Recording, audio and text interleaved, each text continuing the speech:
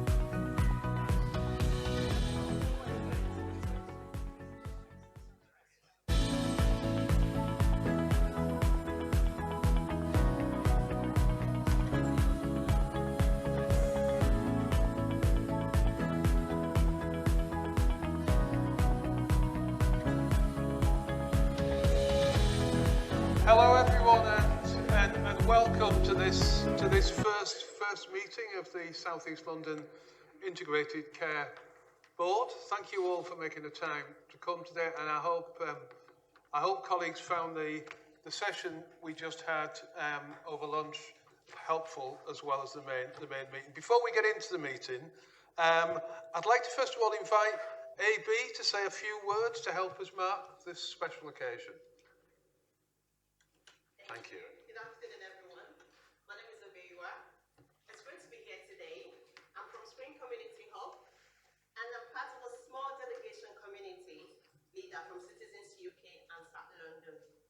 We are all here because we want to make a change and have an impact in people's health and well-being.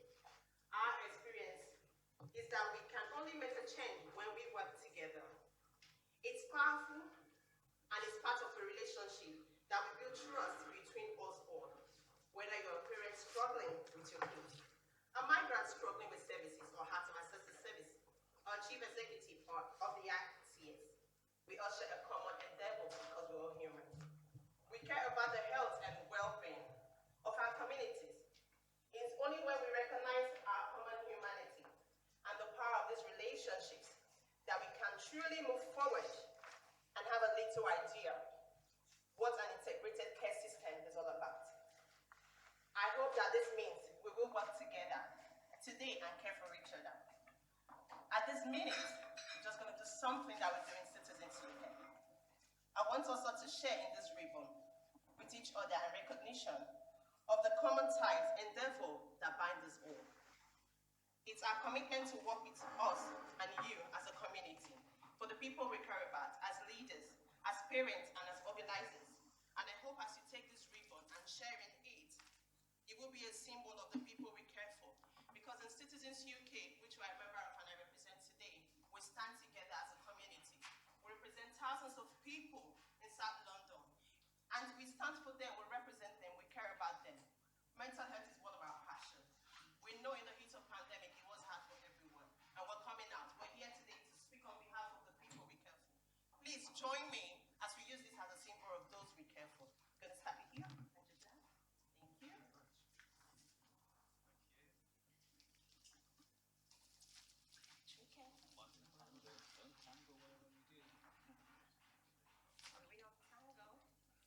this shows how life is when we work with the community. Yeah. Thank you. So this is what we work with people when we work with them. It's in a tango, but we try to untangle what we do, and we get it moving. Thank you. Thank you. And sometimes in life will be some gaps. Everybody's a sign of reality of life.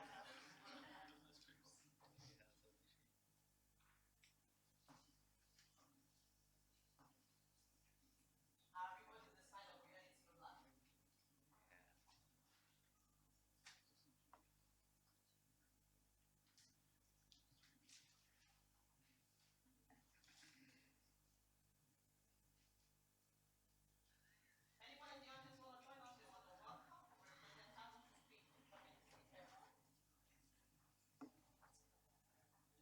Always going to run out of ribbons.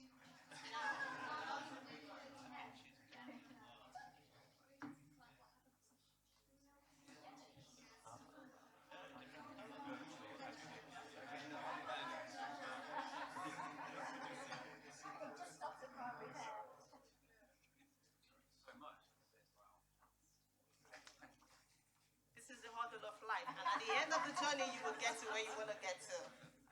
Abby, well done. You have managed that perfectly.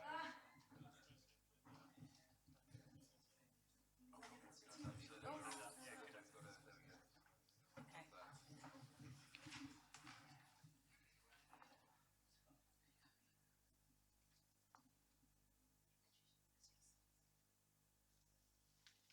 I'm Patricia Thomas. I represent the New Testament Church of God in Lewisham, which is based in Leon Road. I also stand here before you representing Citizens UK.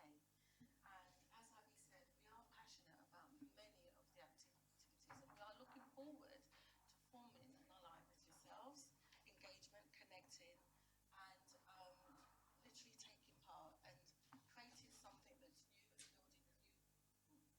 and building a new. Did everybody else hear me before? Thank you. So we are looking forward to building a new foundation. This is a new thing, and this is a wonderful day. But Andrew, Band, I would like to present to you this heart, which is our heart as a representation of the heart of the community. And we want to say to you that individuals are not just NHS statistics, numbers. They are individuals with possibilities and also potential. And we keep these individuals in the heart of all that we say and do.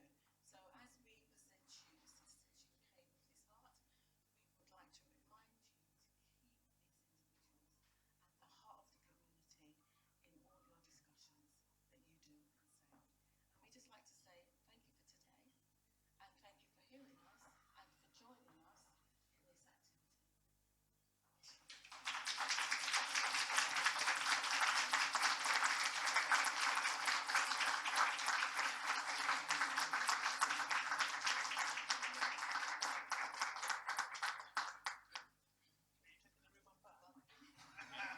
That delivered it. Thank you very much for that. That is very moving.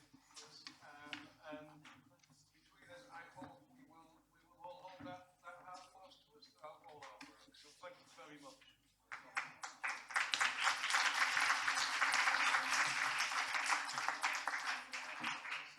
Now at that point, I'm afraid I do have to get into the business of the meeting. A few words of introduction from me before I hand over to colleagues. This is a meeting held in public and not a public meeting. Now what that means is we will have opportunity at the end of this meeting for public questions, but the business of the board will be conducted in public as well. If people haven't already heard where they are, the toilets are out there, through to the right, near the left. There are no fire escapes, no drills or tests planned, so if there is an alarm, we will need to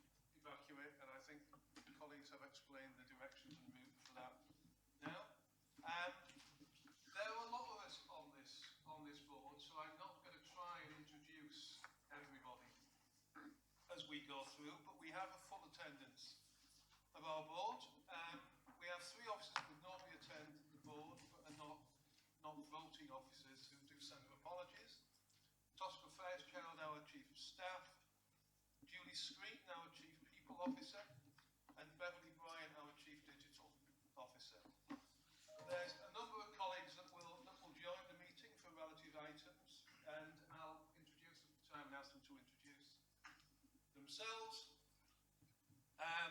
Michael Boyce, our Director of Corporate Operations and Deputy Chief of Staff, has joined the meeting on behalf of Tosca, and will make sure that I keep true to all the things that I must do in a meeting and do properly. Before we get into the meat of the business, I do have to ask the board, first of all, to receive the register of members' interests and to confirm by exception whether any omissions, and then ask the board to confirm it as adopted as an accurate register. It's been published this week on our website. It's been made available to board members, and there are copies in the room, I believe, from the end table.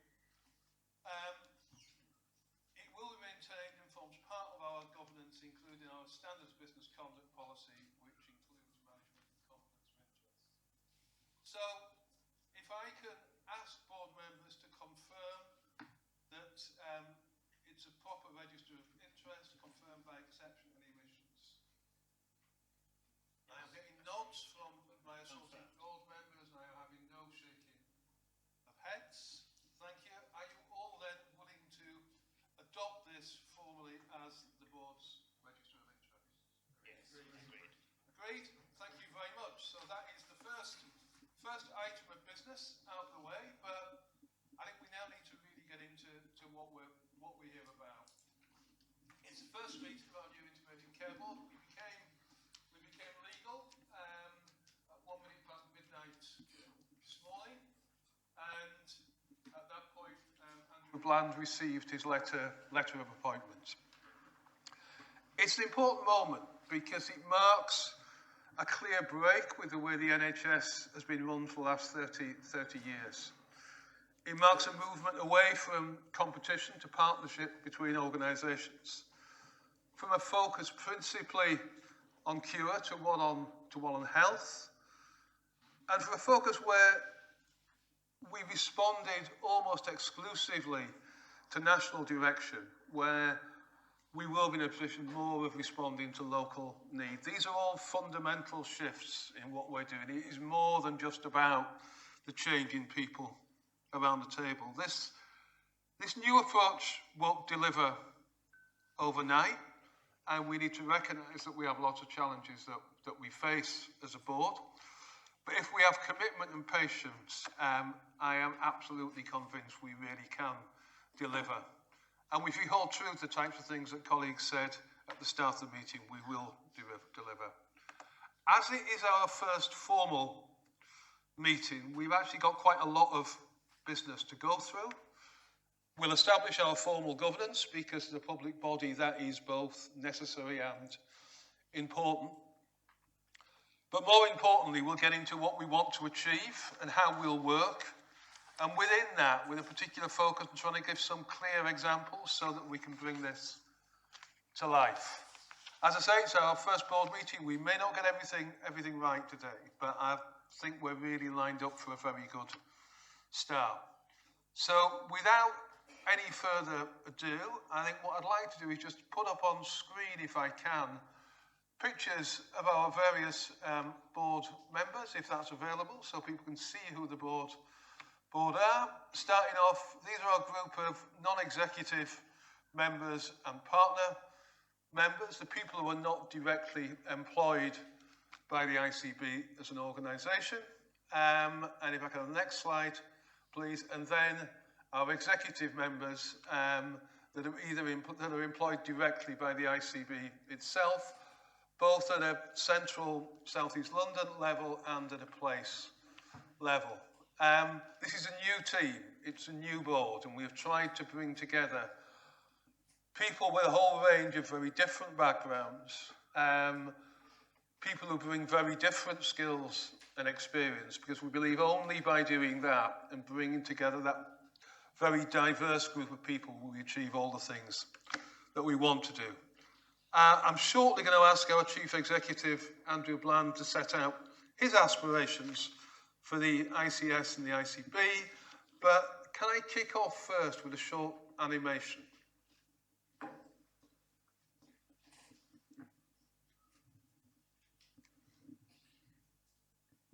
Which hopefully will work.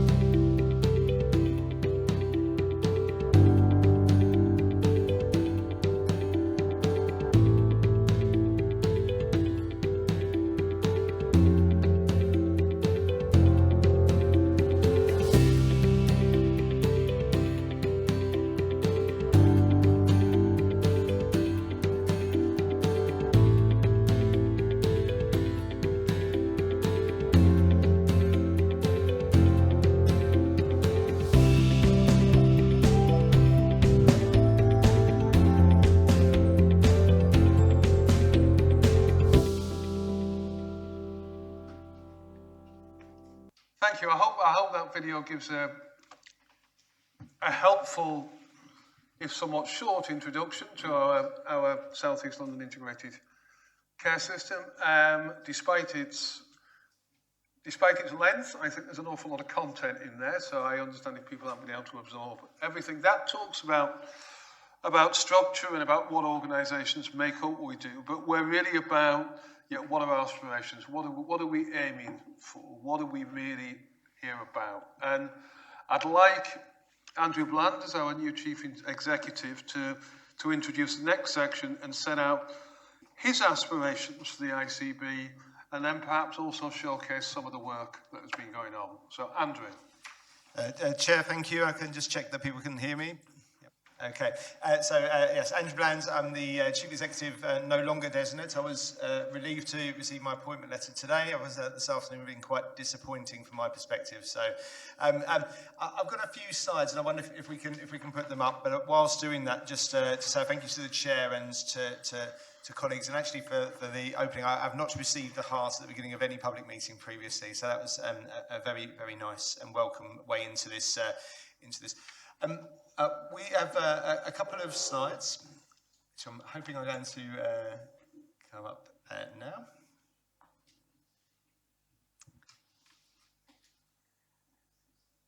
That's okay. Okay. Well, I'll tell you what the wood was. Fantastic. Okay. First and foremost, we speak about an ICS, or an integrated care system, very often as some thing or entity, and in truth, we are describing a partnership. The first thing it's important for me to say is that partnership working in South East London is in no way new. and nowhere at all. Our Integrated Care Board is new, so legally came in as a statutory body overnight, if you like. We saw the disestablishment of the Clinical Commissioning Group, and I think it might not be an unreasonable question to ask, what are we responsible for? And we are responsible for, as the video alluded to, and I'm certainly happy to unpack, receiving an allocation of public money to plan the expenditure to secure health and care services across South East London for our residents. A difference, and one of several differences I think we have, is that we have a number of institutions that I think are excellent, many of them sort of represented here around the table, but we are population focused. And the first felt difference that I hope you will find, and we are certainly looking for, is an orientation around populations and the partnerships that we need to bring together to do the very best for those populations. Our mission is fairly simple. It is to help South East Londoners live the healthiest possible lives. We'll talk a little bit about that later on in the meeting. I think it's important to say what we don't do, or more to the point, what we may do in the future. So at this point in time, if you're expecting a meeting around dentistry or community pharmacy or indeed opticians, or indeed some specialised services that are delivered at a scale greater than South East London, we are not currently responsible for those services, although there are things we expect to take a deeper interest and responsibility for in the future. For all other hospital and community and primary care services, mental and physical, we hold a responsibility as a statutory body from this point onwards. So that's what we are seeking to do. I spoke about populations, and I don't want to read a slide out at all. We just amplify a couple of points. Same slide, please. We can go back. Thank you. So the first is what do we mean by populations? In simple terms, I mean two types of population. Either a population is defined by where people live and live their lives, and very often that's a borough, but it might well be a very small part of a borough, maybe Catford or maybe Peckham, the Walworth Road. So populations by where you live, or populations defined by people with similar needs. Either needs that are growing or perhaps they're on a particular pathway of care, and we are seeking to understand those populations and how we best work with and for them. And then, of course, we have had a pandemic that has exacerbated inequality for our population, but we're under no illusion that that inequality didn't exist prior to the pandemic, and we have a very deep commitment across the partnership to see what more we can do to impact upon that and reduce inequality and improve outcomes. I do want to dwell on the last two bullet points on the slide. We talk about strong relationships with local authorities. I'd like to broaden that immediately.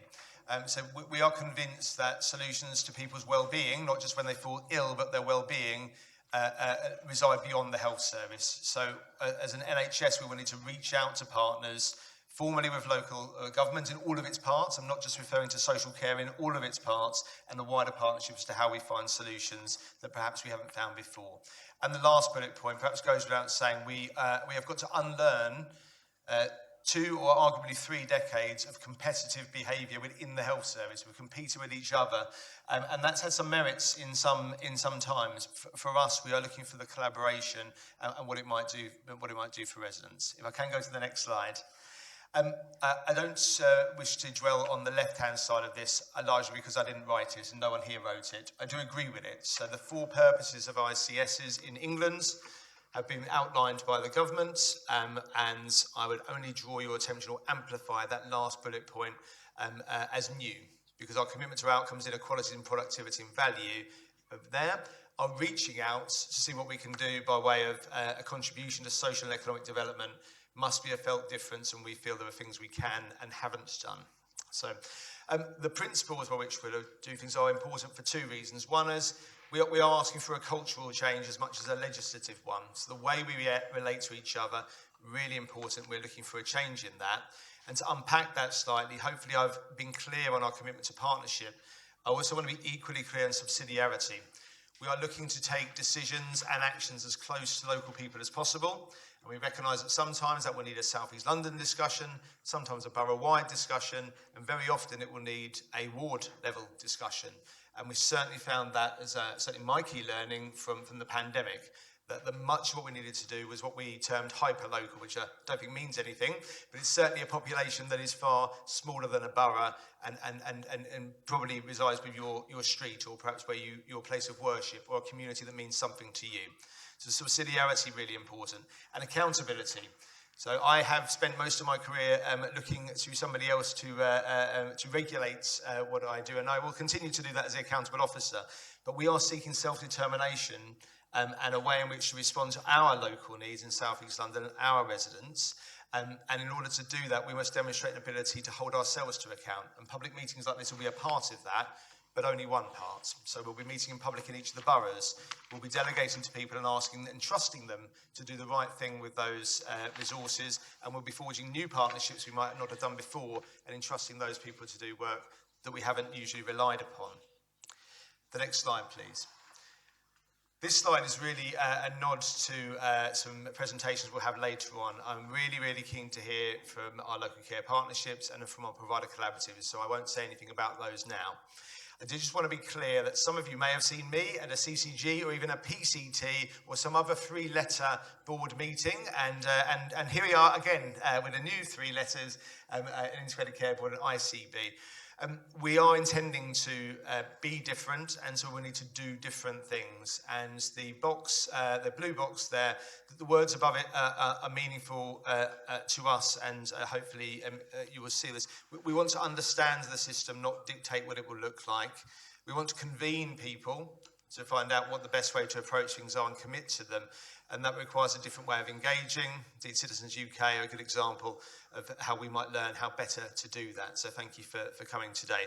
We want to enable improvement, and then really important, we want to delegate as far as possible to people who are closer to communities or the issue at hand, and ask them to make a difference, and we will help them do that. I just want to call out another three-letter word, the Integrated Care Partnership, or the ICP. We may discuss this further in the meeting. That partnership is as it sounds. In legislation, it is something to be agreed between the local governments and the NHS in any particular area. So in our case, South East London, or 6 local authorities. We will have a partnership of elected members, leaders or cabinet members from each of our local authorities come together with NHS leaders from the voluntary sector and communities to develop our 5-year, or what we call a medium to long-term strategy for the ICS. And we hope to bring that forward in around about Christmas time. We have an item today about how we might engage the public on that. And the last slide I don't want to present, but if we could leave it up for a couple of moments and call up a couple of words there. These are aspirations for the future. We've said we want to be different, and if we are going to be different, that does mean honing in, particularly on those left-hand side pieces. I've talked about inequalities. We will predictably talk about whole person care.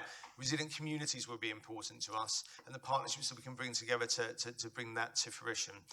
So, Chair, I think if it's okay with you, I was going to invite some far more interesting people than I to speak. So I'm going to ask Carol Ann Murray, who's our Associate Director for Learning Disability and Autism in South East London, to introduce her team, actually, which we call the Select Team, so South East London Education, Care and Treatment Team, to talk to us about hopefully something that feels real for residents beyond my promises of Jam tomorrow. Things that are happening today, the key working for children and young people with learning disability and autism in South East London. So can I hand to you, Carol Ann?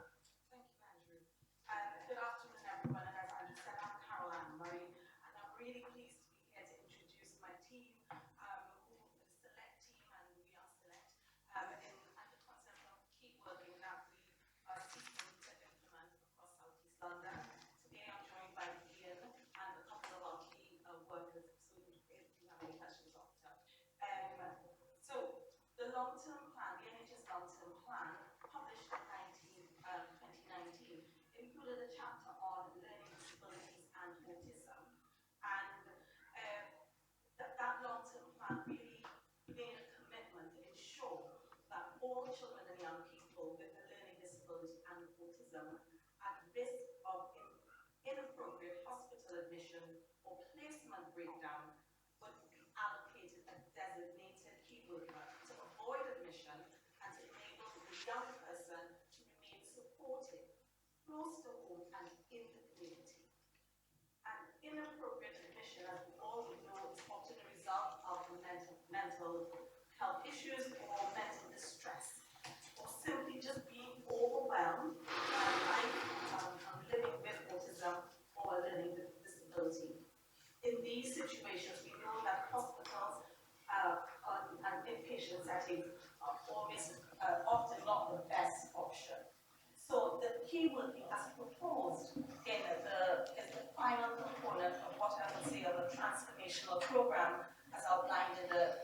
long-term plan. And along with the introduction a few years ago of dynamic support registers, which are seeking to identify those at risk, we are also working with another program around care, education, and treatment, which is to coordinate, immediate, and integrated support to keep people at home and out of costly settings. We are incredibly proud to be one of the 14 early adopters of this key working program across nationally. And I will hand over to Ian, who has developed this work and is, I guess, key and instrumental to the program. Thank you, everyone. So we were invited to submit a bid that all areas were required to deliver this form of key working, but to implement some form of learning, NHS England invited a number of local areas to submit bids to test out this kind of way of working. So we began to develop that bid in July 2020, and that involved mapping the complex landscape of support that was currently available, and more importantly, identifying the gaps in care and support that had led or that had previously failed to prevent a crisis or hospitalisation. And obviously critical to that was making sure that we listened to the families to understand their journey and to understand what help they felt that they had needed at the time, but just hadn't been available. So that needed to be done sensitively. By definition, the families that we were aiming to support were in crisis, or basically at the end of their tether. As such, it was difficult to find families who are emotionally able to participate in our planning.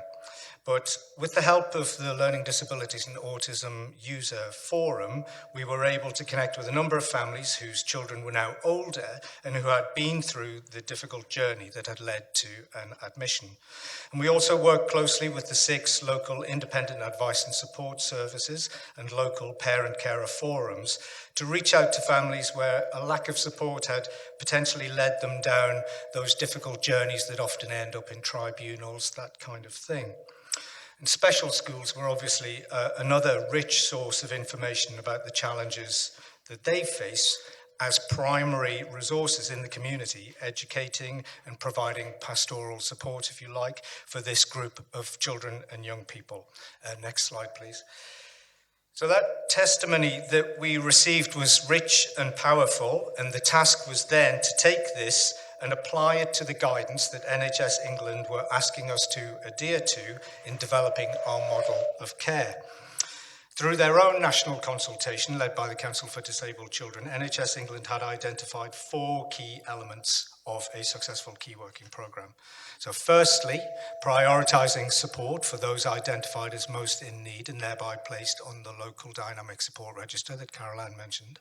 Secondly, NHS England challenged us to work across the system in a personalised and integrated way to deliver support, meaning that the support provided should be specific to the needs of the child or young person and should involve all disciplines and all tools available, be it health, education, leisure, community support, or social care. Next slide, please. And those things that I've just listed are collectively known as the system. And that system is complex, and actually to a family it can be labyrinthine. It's true that over the years new and more initiatives have been developed, but quite often they're just bolted onto or layered over what was already an impenetrable Heath Robinson construction of referral criteria, waiting lists, and more and more and more plans. And that's not a ship that any of us can turn around very quickly. So we were being asked to be the navigators through that labyrinth, whilst remaining slightly independent from all of those services, which is vital if we are to challenge some of their decisions on behalf of the family. And lastly, whatever it was that we were going to do to help the families had to be done quickly, regardless of conventional wait times or referral criteria. As one parent beautifully put it in the co-production, what was needed was something that was, and if I can have, there we go, something in between and joined up. None of those things, but something in between and joined up. Next slide, please. And that is very, very important because learning disabilities and neurodiversity are not just lifelong conditions, they are what I call life-width conditions affecting every aspect of life. And although we typically provide support in these clearly delineated structures, if we click on this slide, for the child and family, all of those things are not linear. They happen all at once, all the time. Next slide, please. And we can list some of the things here, so I'll just click through those 4. Thank you. From a systems point of view, this kind of equates as stepping out of these kind of conventional delineations that are listed there. Next slide, please. And focusing entirely on what the child or young person and their family actually need. Next slide, thank you. We had to work very quickly to shape our consultation and our aspirations into a co-produced plan. And we spent about 6 months developing the bid, and we were then announced as one of those 14 early adopters in February last year. At which point we worked incredibly hard over the following 8 months to implement the project, recruiting our team, developing our systems and processes, and getting out there to support what has been approximately 53 cases, or families I should say, in the 7 months since we've launched the service. Next slide, thank you. So what do we do? Well, currently we support children and young people with a learning disability and or autism who are aged 0 to 18 and at risk of hospital admission or placement breakdown. Every case is different. In the spirit of the guidance, we act at pace, adding capacity to the system and helping families to access the support that they need. The execute box refers to if that support isn't there, then we step in and use our skills to provide it ourselves.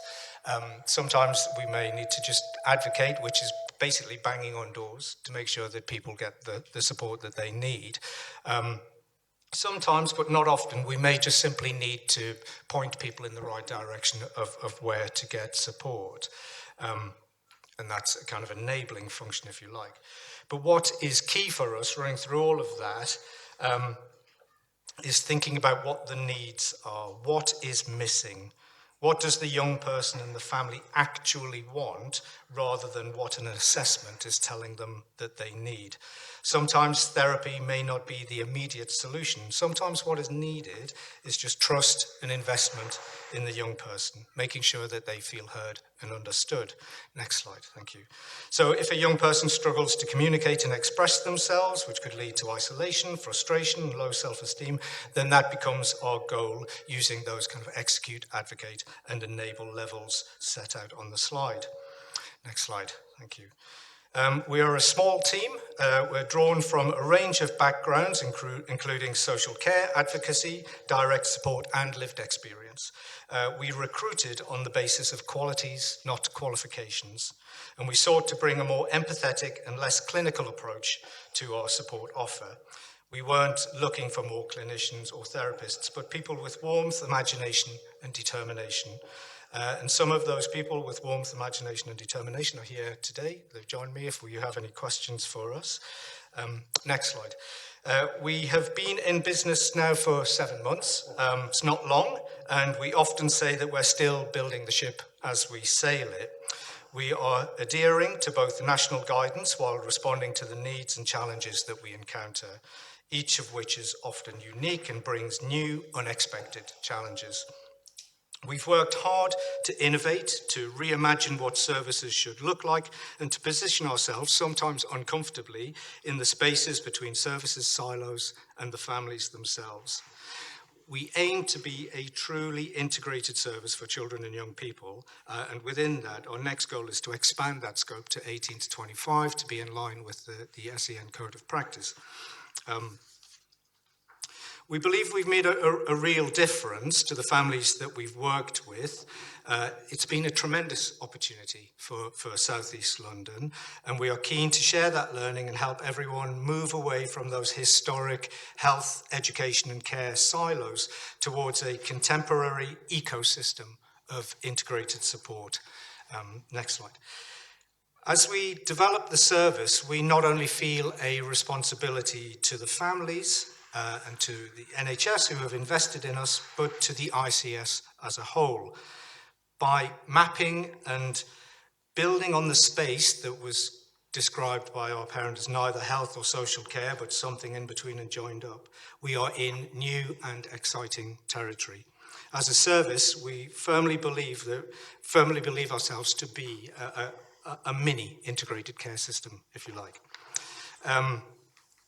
If we get it right, and we will also be change makers, hopefully dismantling that Heath Robinson machine to bring about the much needed change from making people fit the service to making the services fit the needs of the people themselves.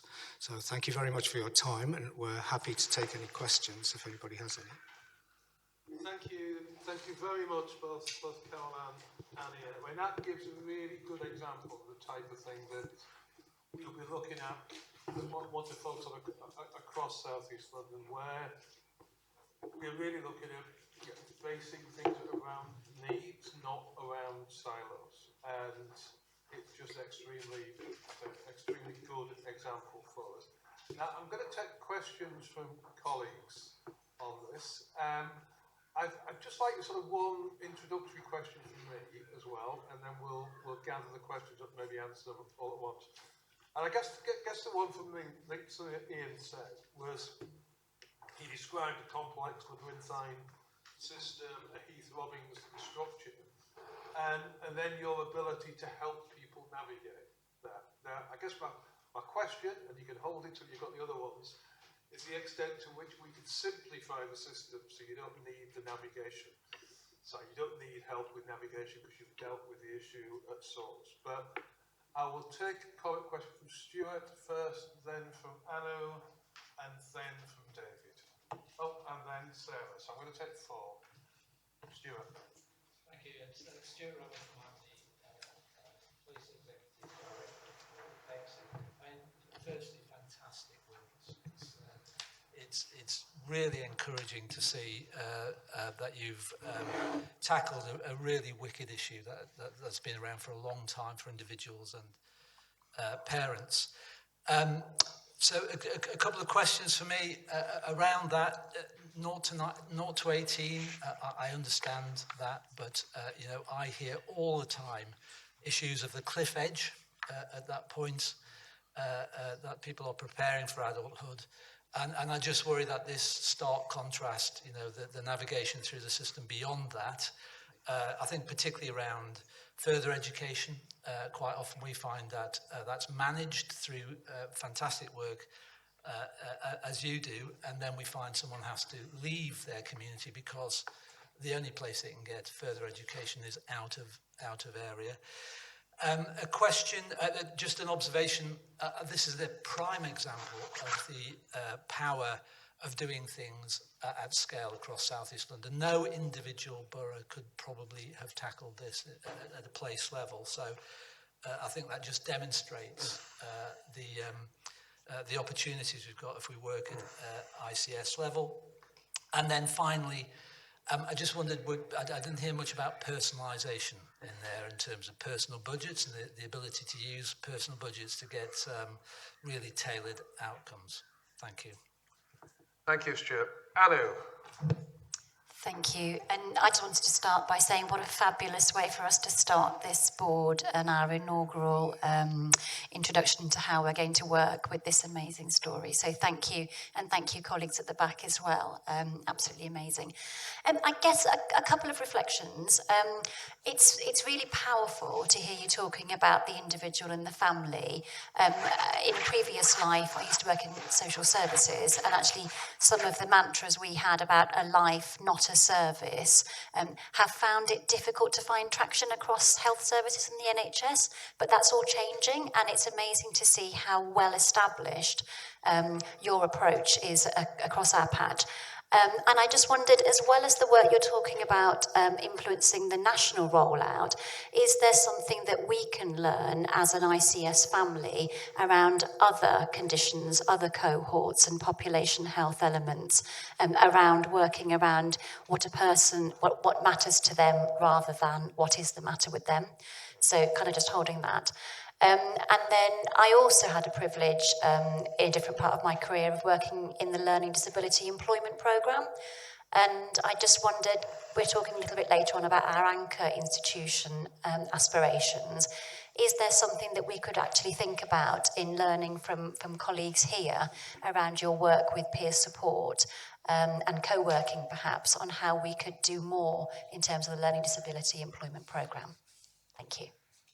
Thank you, Anu. David. Hi. Thank you.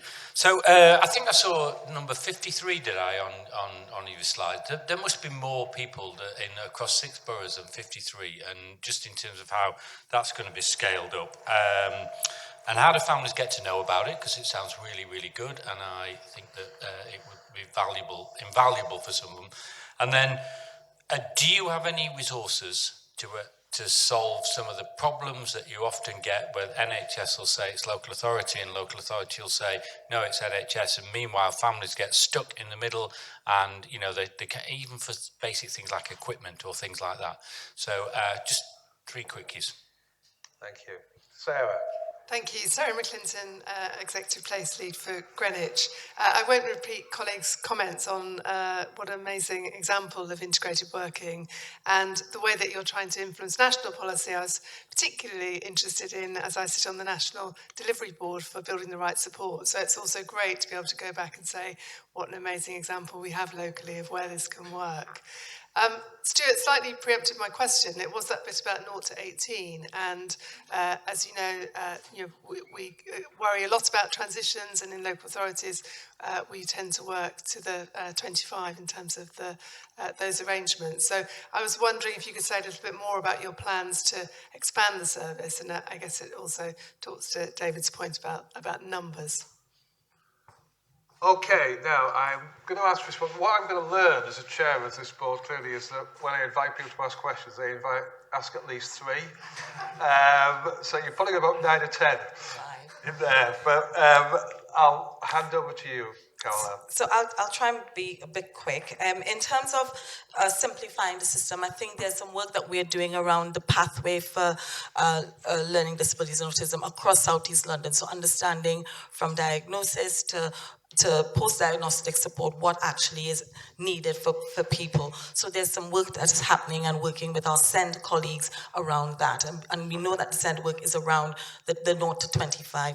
We are a 0 to 25 service, but one of the things that being a new service that we've had to refocus on the 0 to 18 age group, we have taken on some 18 to 25-year-olds, but what we found is that the problems are different, and we potentially need a different type of key worker for the 18 to 25-year-olds. I say that because they are linked in with adult services, and also because their transitions have gone wrong, and we have a whole range of other things that we need to consider. For instance, housing is a key factor in that for some of our young people, and I guess at that 0 to 18, it is the education piece. So yes, we are working up to that, but as we realize and as we are having to build the service up over the next few years, because that's I guess what the indicative funding is, that we will grow, but we need to think about the type of worker that we need to deal with so they don't fall off and that they can have better transitions, because the people that we currently have in the sort of 18 to 25, there are failed transitions. We are also working on other services that we're working to procure at this point in time to support that 18 to 25-year-olds, for instance, positive behaviour support. Right, I'll try, in the interest of time, to bundle a lot of things together. I mean, I think that the first question, which was about simplifying systems, and as I said, it's a ship that we can't necessarily turn around. What I would say that some of the learning that we can take from our form of key working that will simplify systems for the family is that key working is described as a function rather than a role. So that person being the navigator through the system, I think is one of the key pieces of learning that we can transfer into other care models, if you like. The system will always be complicated for reasons that are beyond our control, but I think that it's how it looks to the family. So I think at the moment they're looking at a very complex system. but we can kind of, it's complex for us, but we understand it, so we can just help them to navigate through that way. So I think that transferring some of the functions, if you like, into other areas of care pathways will be interesting. Personalisation, that was an omission of mine. I should have stressed that more in the presentation, but I think what we focus on is, or what I was trying to bring out, I think, in the presentation was a personalised approach, so that it is very much about what the young person needs. There are personal budgets available, there are mechanisms to support that, but I think I was just honing in on the concept of personalisation. But yes, we do, wherever possible, bring in those kind of mechanisms and tools as well, and we would like to see them strengthened as much as possible. Caroline's referenced failed transitions. The average age of the young people we're working with is 17 and a half, which implies that some of them are older and have experienced failed transitions. So yes, we need to kind of keep a close eye on that one.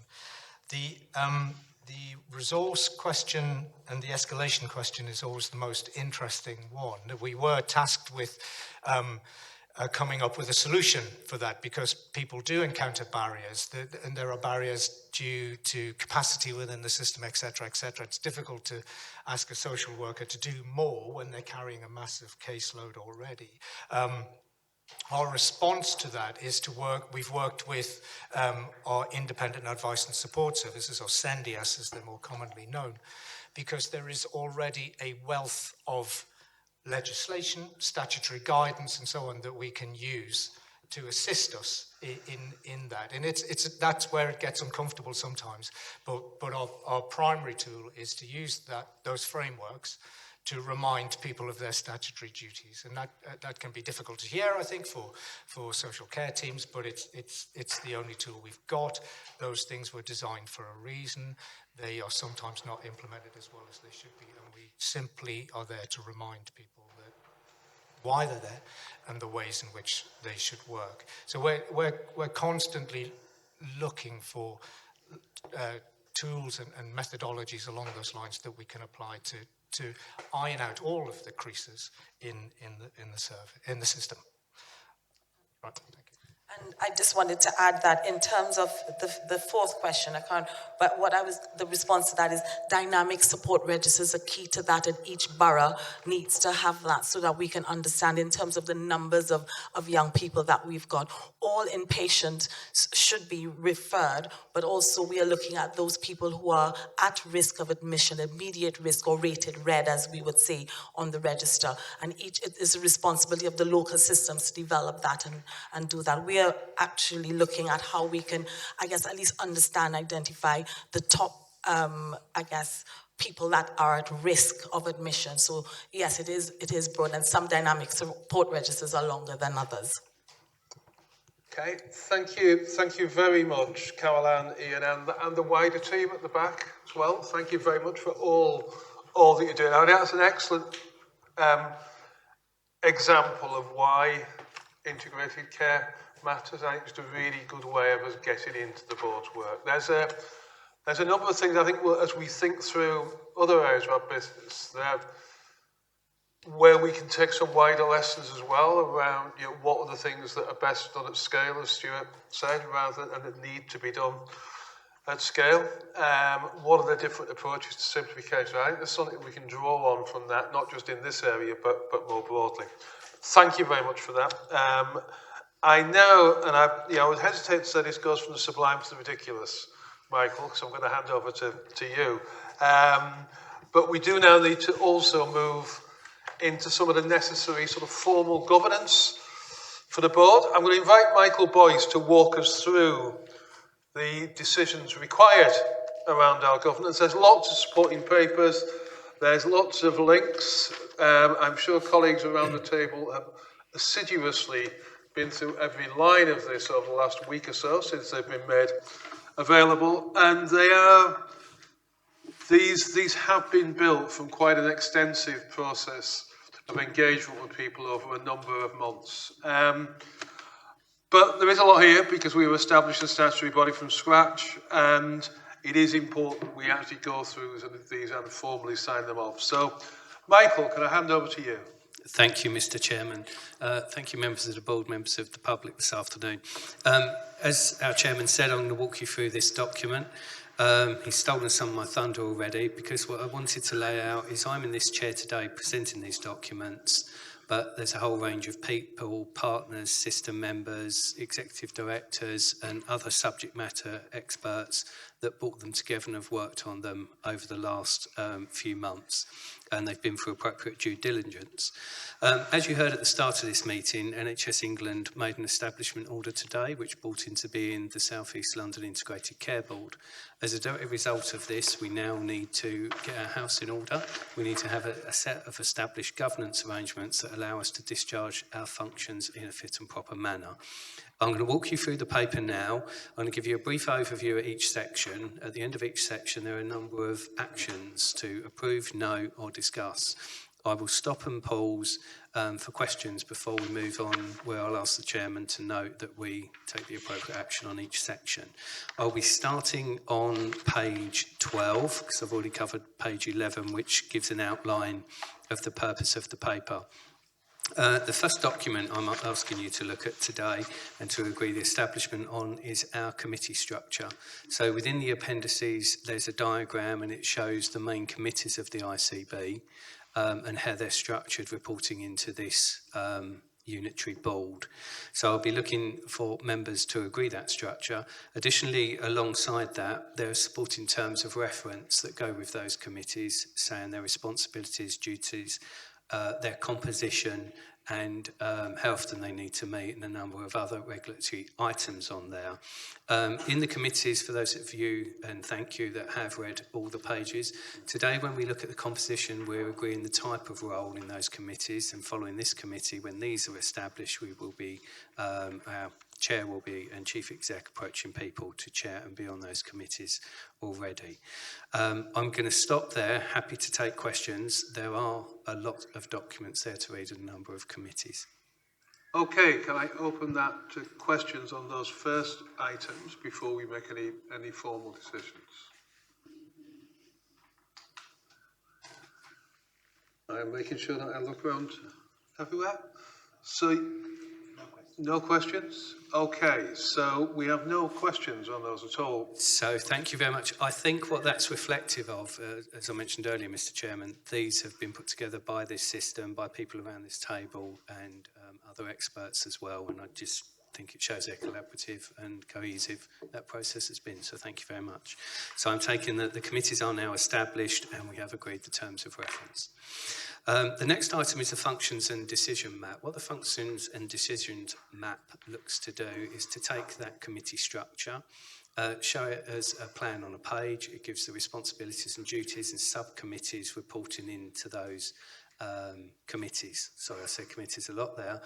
It is meant to be a public-facing accessible document as well, and it will change following feedback over time. So I'm looking for today for the board to agree the functions and decisions map. Anu, you have a question.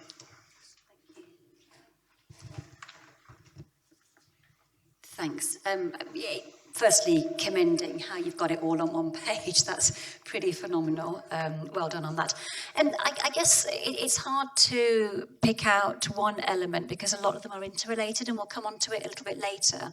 But I just wanted to drill into the clinical and care professionals box, because here we've also got the working with the patients and the public. And whilst obviously there are lots of similar approaches and the way that engagement will feed into the strategy will be very similar, obviously different cohorts and different approaches and different strategies. So later on we've got the working with people in community strategy, which is an amazing piece of work, and I can see Rosemary's in the room who's led on that, so a shout out to Rosemary and the team. But I just wondered, is this where we think the synergies are and where it will be held on behalf of the board, or is this just simply for convenience, kind of mapping it all together? Sorry, thank you, Anya. It's a very good question. We've not designed any of our governance for convenience. It's followed a flow, conversations, and it's been constructed in a way that we believe it will deliver the best healthcare for our resident population, but also allow voices to be heard and in the right forum and at the right time. I'm not sure, I'm looking down at a colleague of mine, Dr. John T. Heaver-Sedge, who was quite instrumental in pulling that panel together. I didn't want to prolong the question, just looked to John T. for a nod that he agreed when we built that foundation. That was the premise in which we built it upon. Yes, do you want me to say a word about... I think Andrew wanted to say something. No, I wanted to say let's hear from John T. So that's... All right, okay. So I suppose it's well, just to reiterate a lot of the conversation that we've had today, a lot of this continues to be quite emergent in understanding exactly how the different committees and structures will work effectively together. A lot of that doesn't always come across when you're looking at the documents, and I think we've got a lot of work to do on that. As you'll know, the work that we're doing with Rosemary Watts, who I think is here today, is going to be fundamental to that, thinking about how that relationship works effectively. I absolutely don't think this is the only place in which there will be significant synergies, and we need to identify how we ensure that the voice of local people informs an awful lot of the work that we do. I do very much hope that the work of the Clinical and Care Professional Committee, which both Toby and myself and Angela will be involved in leading, will be the place where we have a lot of conversations about some of the changes that we anticipate making to services across South East London. So it feels like an important place to, at the very least, ensure that we are getting the level of involvement that we would expect in the work that we're doing. So I don't think it is the place it will happen, but it ought to be the place that absolutely demonstrates to this board our commitment to ensuring that people are involved in everything that we do. Does that make sense? Okay, does that answer your question, Hello? Thank you very much. Thank you very much indeed. Got another microphone. So I take that action as we've agreed the function and decision map. Thank you. Moving on now. Oh, sorry. Oh, sorry.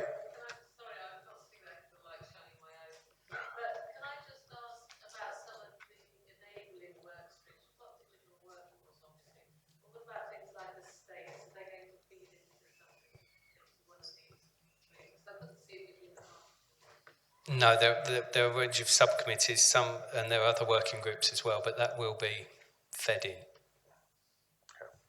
Thank you. Michael, back to you. Thank you very much, Mike. Oh, sorry, I keep missing... George. It's always a danger of an organogram of any sort, really, isn't it, when you fix it in time. But I was just wondering, what is our commitment to the timing around re-review of this, really, and are we looking at a 6-month scale, a 1-year scale? Because this is, as John T has mentioned, a sort of emergent area, and there may be, if we are really building something quite transformational here, quite big changes, that we may need to come back around. So I'm just wondering if we had any thought on what is our first near point review of the committees and the structures as we go forward. So just give a quick chair's view on this. And I think we start from the position, George, you say we are kicking this off from scratch, and we're establishing these without already having established the board. So we're doing a lot of stuff together, which probably means we won't get this precisely right. My view would be each of the committee chairs will, in any event, set up a timetable for review of their terms of reference in a normal way, and that we probably should have a formal decision review point at the end of this first financial year. Given we're already 3 months into it, we should have enough experience of working by then to change. Now, if anything needs changing before that, then we will do, and we'll bring it back to the board. Thank you, Mr. Chairman. Nothing to add to that point. Next section I'm going to move on to, and I was looking at Mike Fox, our Chief Financial Officer, to make sure he doesn't frown as I run through this section. In here we've got the standing financial instructions, scheme of reservation and delegation, schedule of matter matters delegated to officers. Apologies, I won't talk in acronyms, I will say it in full. Standing in financial instructions, these ensure we operate in an economic, efficient and effective manner with regularity, proprietary and guard our financial interests as well. Scheme of reservation and delegation, this shows the areas of items delegated by the board to other committees and parts of the organisation. Schedule of matters delegated to officers then sets these the limits in which officers can approve things. Again, as other documents I mentioned earlier, these have been developed with internal expertise and with partners and system partners as well. So I'm looking for the SFI's scheme of reservation and delegation, schedule of matters delegated to officers to be approved today. So I've got a question from Stuart, and I don't think I've got anyone else. Stuart.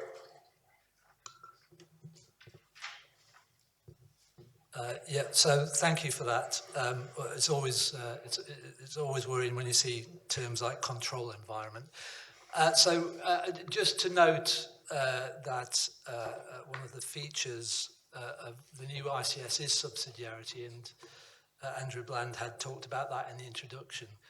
I think we could probably save quite a bit on the prescribing budget if we prescribed reading all the appendices of this to the sleep deprived, because there's an whole, I have to say I haven't gone through every page of it. So, but one of the things I think it goes to George's question really.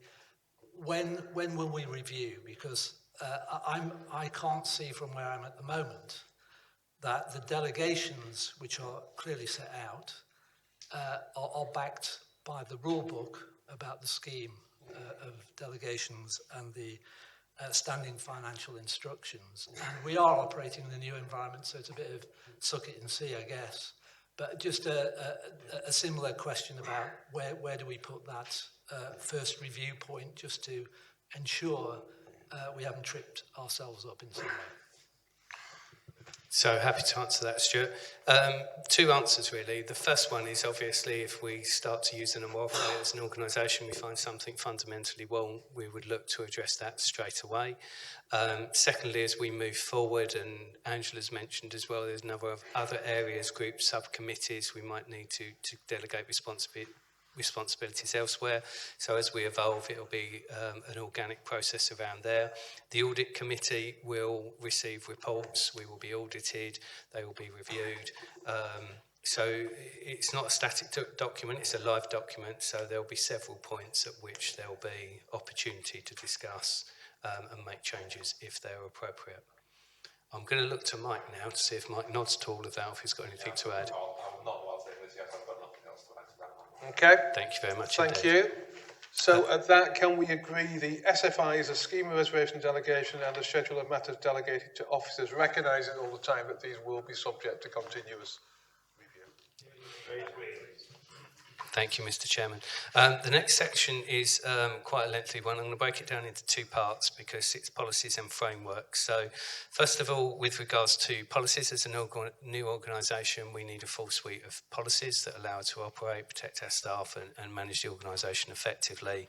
A number of key policies are presented here for you today, and there's a whole suite of supporting policies across the organisation as well. So I'm looking for those policies to be approved. One point I would like to call out regards to the policies. We've recently, as part of the National Exercise, in-housed our support services that used to be outsourced, London Shared Services. The staff TUPE over under TUPE arrangements come with their own set of policies as well. So as well as adopting our policies for those members of staff, new colleagues, we adopt the policies that TUPE over with those as well. So I'd like to take these separately, only because this is a large section, Mr. Chairman. So if I could just do policies, if there's any questions, and we approve those, and then we move on to the two frameworks. So this is the HL policies. Yeah, so we've got a number of policies around risk, emergency planning, HR, and a few other bits and pieces. So I'm looking to approve those. They're listed in the appendices. I was looking, I saw someone like slightly twitch then, as if they were about to ask a question. Paul? I think I wanted to ask about a framework, yeah, so I'll come back Oh, hold it. We'll come back on the framework. So, policies, agreed? Thank you. Thank you very much. Thank you, Mr. Chairman. I'd like to defer policies to the next meeting to dodge Paul's question. Frameworks. Frameworks. We've done policies. I'm next going to move on to the Safeguarding Governance Framework and the Working with People and Communities Strategic Framework. So as mentioned, these two frameworks are brought here today to note and approve the Safeguarding Governance Framework and to endorse the South East London Working with People and Communities Strategic Framework. Has anyone... Paul, where are they?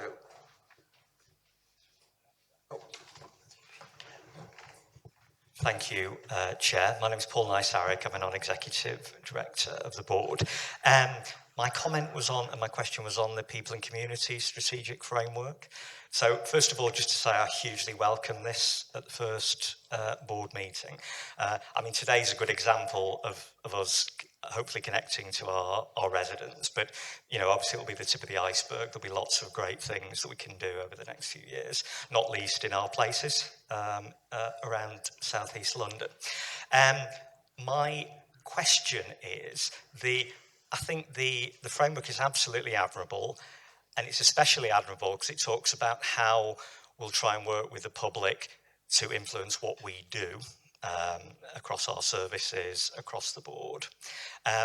It probably says a bit less of about us working with communities and taking opportunities to influence those communities in terms of healthy lifestyles, you know, be it active lifestyles, be it food and nutrition and so forth. So I guess my question is it worth the board thinking whether we should have an objective that is about working with communities, about supporting their active lifestyles and healthy lifestyles? So would the board want to consider adding an objective about that now, or would the board at least be open to thinking about whether when we come to review the policy in due course, we might add that kind of an objective? Thank you, Chair. Okay, I'll take Anna's question and then we'll... Thank you. I was going to say that my comment is very similar to Paul's, but it turns out it's exactly the opposite. I too think the framework is really good, and I'm glad that Rosemary's come back into the room because it's admirable, and I've had a look at some other systems, and we're really ambitious. As you know, testament to some of the conversations before this board. But I was going to say that actually it's great that we've got working with people as a real spectrum. So not just about accountability, not just about co-production, but actually the side that you're talking about, Paul, which is health creation, working with individuals, carers, communities to create health. You know, as it should be, right there. In a person's real life with their families, and I think it is pulled out in the strategy, but we haven't probably put the flesh around it, and hopefully with our medical directors we'll be able to see some of that come into the kind of clinical strategy and the operationalising of the SANA system plan. So I was going to commend that, but I take your point, Paul. We can't do enough in that space, so it would be great to see it teased out. And then, if I may, I was going to also comment on the safeguarding framework. So great to see it pulled out, and it feels absolutely appropriate. But within the safeguarding framework itself, it does reference the fact that a lot of this will happen in our providers and our place-based structures, and just a plea. Often there isn't the capacity, or there isn't the resource for practitioners to really do all they can do around that. So just for us as a system leader to really champion safeguarding, because it really is living there with our localities. Thank you. Okay, thank you. Well, can we take that last point as noted for championing? And on your point, Paul, if we can maybe sort of just look at, do we need to sort of tease something out a bit more in the framework? So I'm happy to ask that this is approved subject to subject today. To, yeah. Yep, and then we'll take it up after the Okay. board meeting. Now I'm conscious of time. I know we've got to do the governance. So I'll just go a bit quicker. I know board members have already read the papers then. So the lead roles, unless anyone objects, I'm going to take those because they are for noting and to endorse the proposal for the chair of the Quality and Safety Committee. and board lead for safeguarding. So unless anyone opposes, I'll take those as agreed, Mr. Chairman. Likewise with number 7, appointment of the ICB founder member. I'm asking the board to approve the appointment of the ICB chair as the ICB founder member and joint chair of the ICP. Agreed. Thank you very much. Last section, section 8, local care partnership delegation arrangements. Again, at this section, before we agree, I'd just like to acknowledge the large amount of work that's gone into working this through with our Executive Director of Planning and Place Leads as well. And then again, ask the board to note the proposed delegation to LCPs for 22-23. Hello. Thank you. So I wanted to echo that as well. It's felt like we put a lot of thought into place and how it would work. And I just wanted to reference the fact that it's not just place, but also we've gone into neighbourhoods, haven't we? And we've understood how the continuation of that delegation will work across each of our 6 places. But I just wondered, and obviously it's not for the terms of reference or any of these papers to really articulate this. It's more about how it will become our way of working. I just wondered about that accountability and that flow between ourselves and local care partnerships, and then the ongoing accountability and kind of oversight of outcomes. How will we be assured that actually the things that we need to happen for our communities are happening, and how will we keep sight of some of that? Okay. Could I defer that question do you want to answer that question? Andrew wanted to. So I can make a start. Maybe that Sarah Cottingham, who's our Executive Director of Planning and has taken a responsibility for delegation, may want to say something as well. First of all, I think we need to learn how to do that in an effective way. So I made great play of us not being an SHA at the beginning, didn't I? And if we were an SHA, then we'd get everybody in the room and we would have some metrics, and you would be a good boys and girls if you did it, and bad boys and girls if you didn't. But I noticed at the end of that, it's unlikely to be anything that would help you improve. So I am hoping that we are going to use our committee structure, our discussions outside of this meeting, to identify those things where we can make a felt difference and support improvement, and that we have a common way of understanding the interactions. I don't wish to put any words into Sarah's mouth, and Sarah may or may not want to comment, but I think we're also very clear. We've made this sort of very specific in governance terms split between those things that are sort of horizontal and might fall under the auspices of the APC, and Clive will talk about that, and mental health. But in the full knowledge, there's an absolute blurring between that and place as well. So I think this board is going to be interested in issues and improvement supports that necessarily cuts across those two, and that might be the sweet spot that this board needs to focus on. The flip of that is, and Clive and David and Iffy and colleagues will need to, we don't want to do the work of those that we've delegated to twice. So we are going to put a lot of straightforwardly trust, but also support into those delegated arrangements. We're asking for those to be particularly in place, held in public, and have the opportunity to engage with local people at a borough level. And so we must be careful to keep that. Now, I don't think that's how we operate at the moment. So the other thing I would ask for is that we do iterate through this board and test ourselves as to whether we've got the balance right. Because be under no illusion, if things are going awry, we will need to take action and learn from that, which we don't necessarily think has helped us in the past. But those are sort of some of my thoughts into it. Sarah, I won't make you speak for... I can't see Sarah. Sarah, I'll keep looking at them. Sarah, would you like to say a little bit more on delegation? Yes, I mean, I don't think I've got a huge amount to add. I think we need to start from a position of trust, to trust the delegations we've made and responsibilities that come with it. I think we really need to challenge ourselves at sort of system or board level, what value add assurance looks like, what value add oversight looks like, and really try to avoid that duplication to kind of apply that test. I mean, we have tried to design the committee structure and delegation arrangements around living true to those principles, but I think, as Andrew says, we're going to have to iterate as we go along, because I think the only certainty is we won't get it right first time, so we're going to need to keep working on it to try and get that right between us. I think the key challenge will be when we get issues or delivery challenges in here, how within our places, our collaboratives, our system, we go about thinking about and enacting solutions to those. So really think about improvement solutions rather than assurance for the sake of it. Okay, thank you. The Chief Executive decided he wants to come back in again. If the question is more straightforward about whether the board have available ability to look across the piece and what is happening in each borough and so on, then the short answer to that is yes. I think the better question, not better, an additional value-adding question to that really good question is what will be the difference after we've looked at it? And I think our learning is just looking at it doesn't make any difference. So that was just what I wanted to say, Chair. Okay, I think then that we have agreement to everything we need agreement on.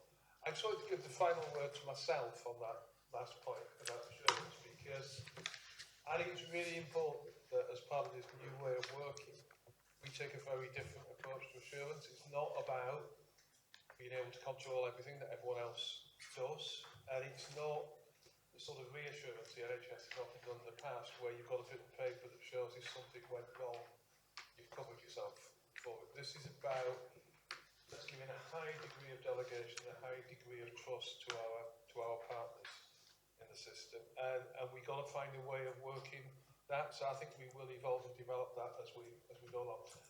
But thank you, Michael. Sorry I rushed you along a little bit on that, but there was quite a lot of business to get through. And if I could move on then, at that point, to the next section of the meeting around vision, purpose, and system. And I'm going to invite Ben Collins, I think, first ever Director of System Development, to speak. Is that correct? I wasn't aware that it was for me for this. I'll let Ben give us an assistant share. But no, it's okay. I just Ben and I will have worked on this, led this together with board members. But all I will say is, I'll use the front sheet and take the paper as read. If we could just call out a couple of things. The front sheet starts off with those national purposes. I won't reiterate. We have proposed that our mission statement is as recorded on the first half of the front sheet. And I won't read that out, but I would like the board to consider adopting that mission statement and the things that sit beneath it, directly beneath it.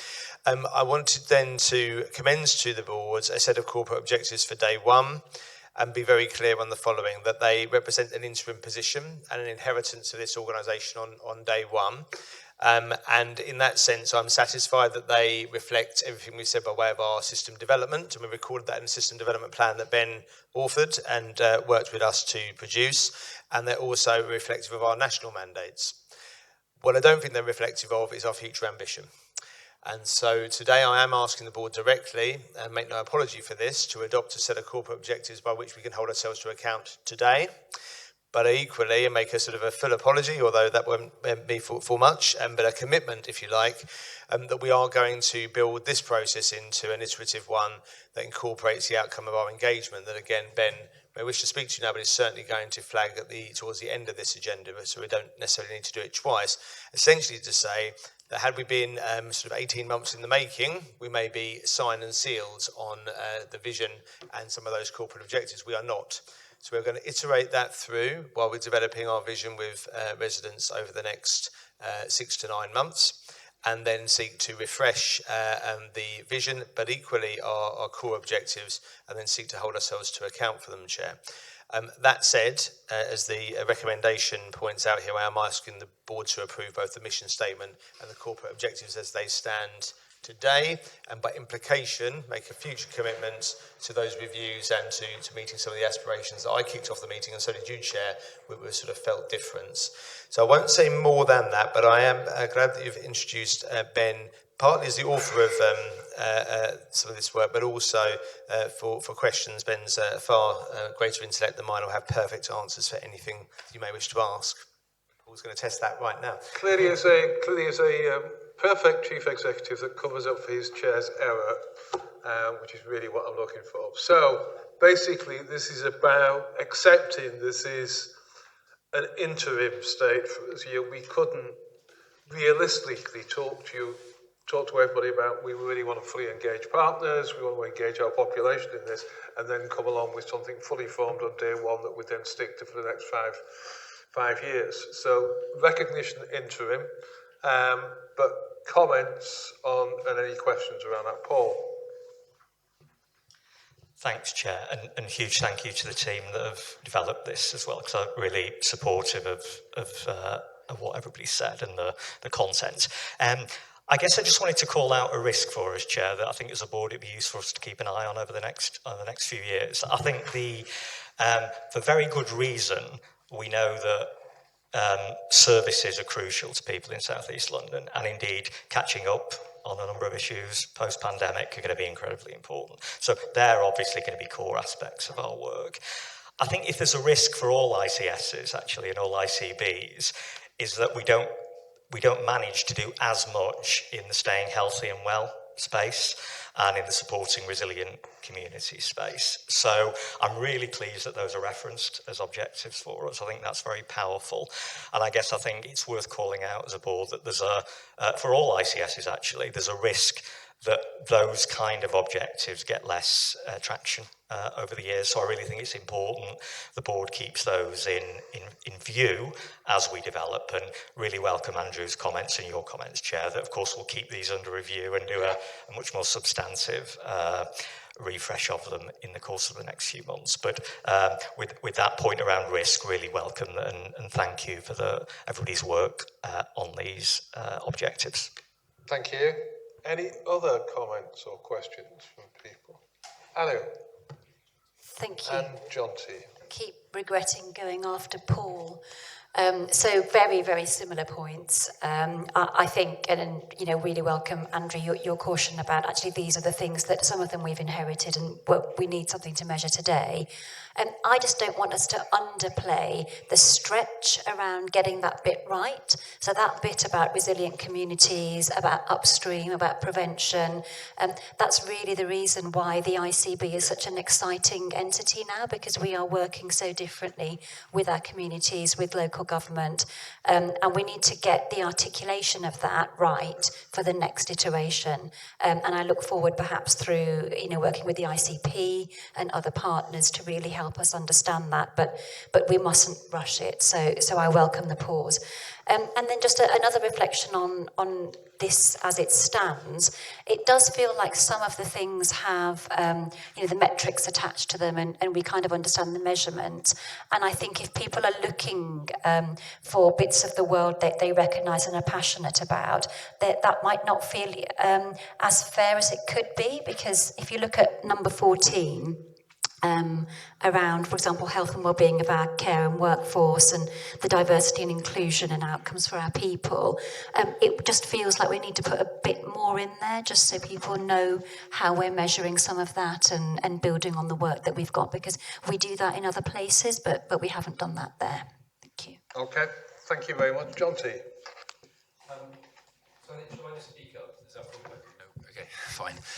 Thanks. So I suppose just a couple of reflections. So the first is that actually, Andrew, I fully recognise that obviously there's more that we could do, but I suppose I also think that this is a pretty good set of objectives as well. So I didn't want that to be lost, because actually I think we've done quite a lot of work over a number of years now to understand what it is that would really make a difference for us as a system. I think the challenge will be, as much as anything, in what then sits underneath that, in that sort of in the level of detail, but also in the way we deliver those collectively. Because even the word corporate is a bit strange in this context, because actually these are all objectives that we will all have to contribute to in our different roles across different parts of the system. So I think what will be fundamentally different is the way we try to deliver some of these things. But I do think that the objectives that have been described, certainly at a high level, are things I would absolutely recognise as being of fundamental importance going forward. I did particularly want to highlight the opportunity, and I'm very thankful to board members for having endorsed the importance within our vision of recognising not just our population and our communities, but also the people who are delivering care to them. We know that people have been through a huge amount over the pandemic, and one of the most important priorities we have to have is to think about how we support and enhance the resilience of our workforce. So I would absolutely endorse that. And then the final part, I think, is slightly echoing Anu's point. We will need to couple this with a set of metrics that do allow us, whilst recognising all the points that have already been made around the way in which we work and assurance, I think it's far less about an assurance process and much more about visibility of progress so that we can actually prioritise where we do want to ensure there's the right kind of resource and improvement to support delivering on some of these objectives. So I hope that's helpful. Thank you very much, John T, Anu and Paul. George.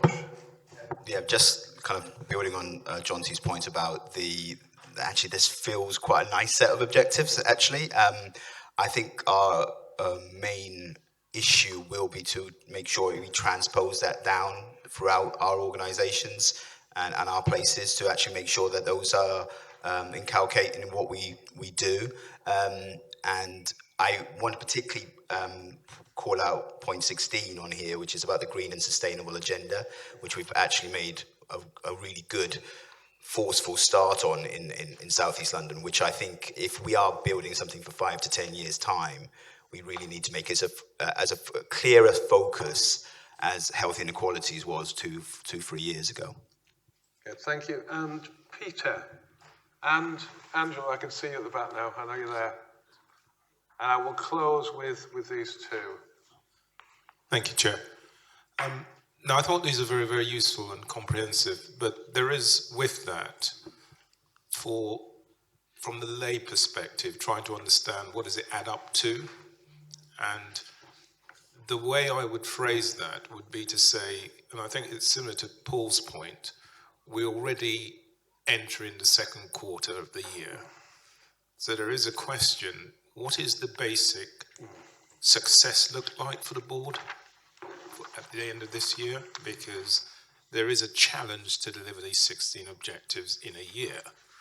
But what is our snapshot that we can say success would look like this for the end of the year?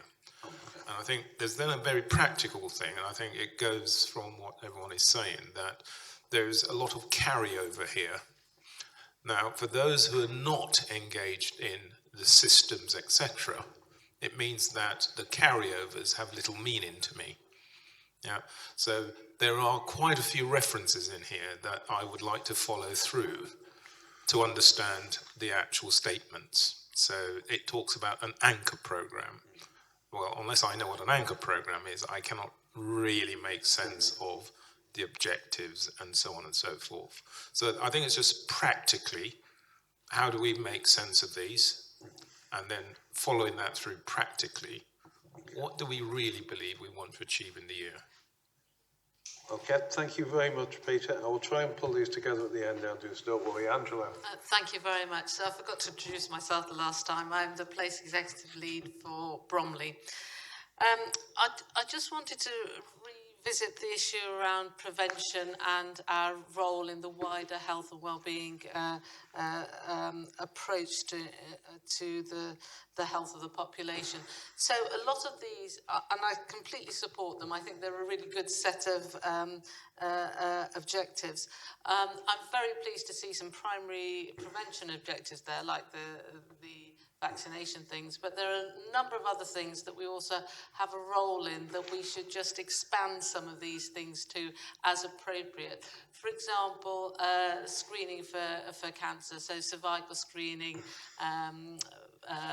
breast screening, all of these things, and also, just doing things like pulse checks and that sort of thing. Now, these are things that we do in general practice. They're things we do in different ways through other providers, but they are things that we can easily thread through some of the initiatives that we've talked about in these objectives, and we just need to recognise that these will be the things that will improve outcomes for our patients. So, improve cancer outcomes if we detect cancer early, prevent stroke if we detect abnormal rhythms of the heart, and tackle blood pressure earlier.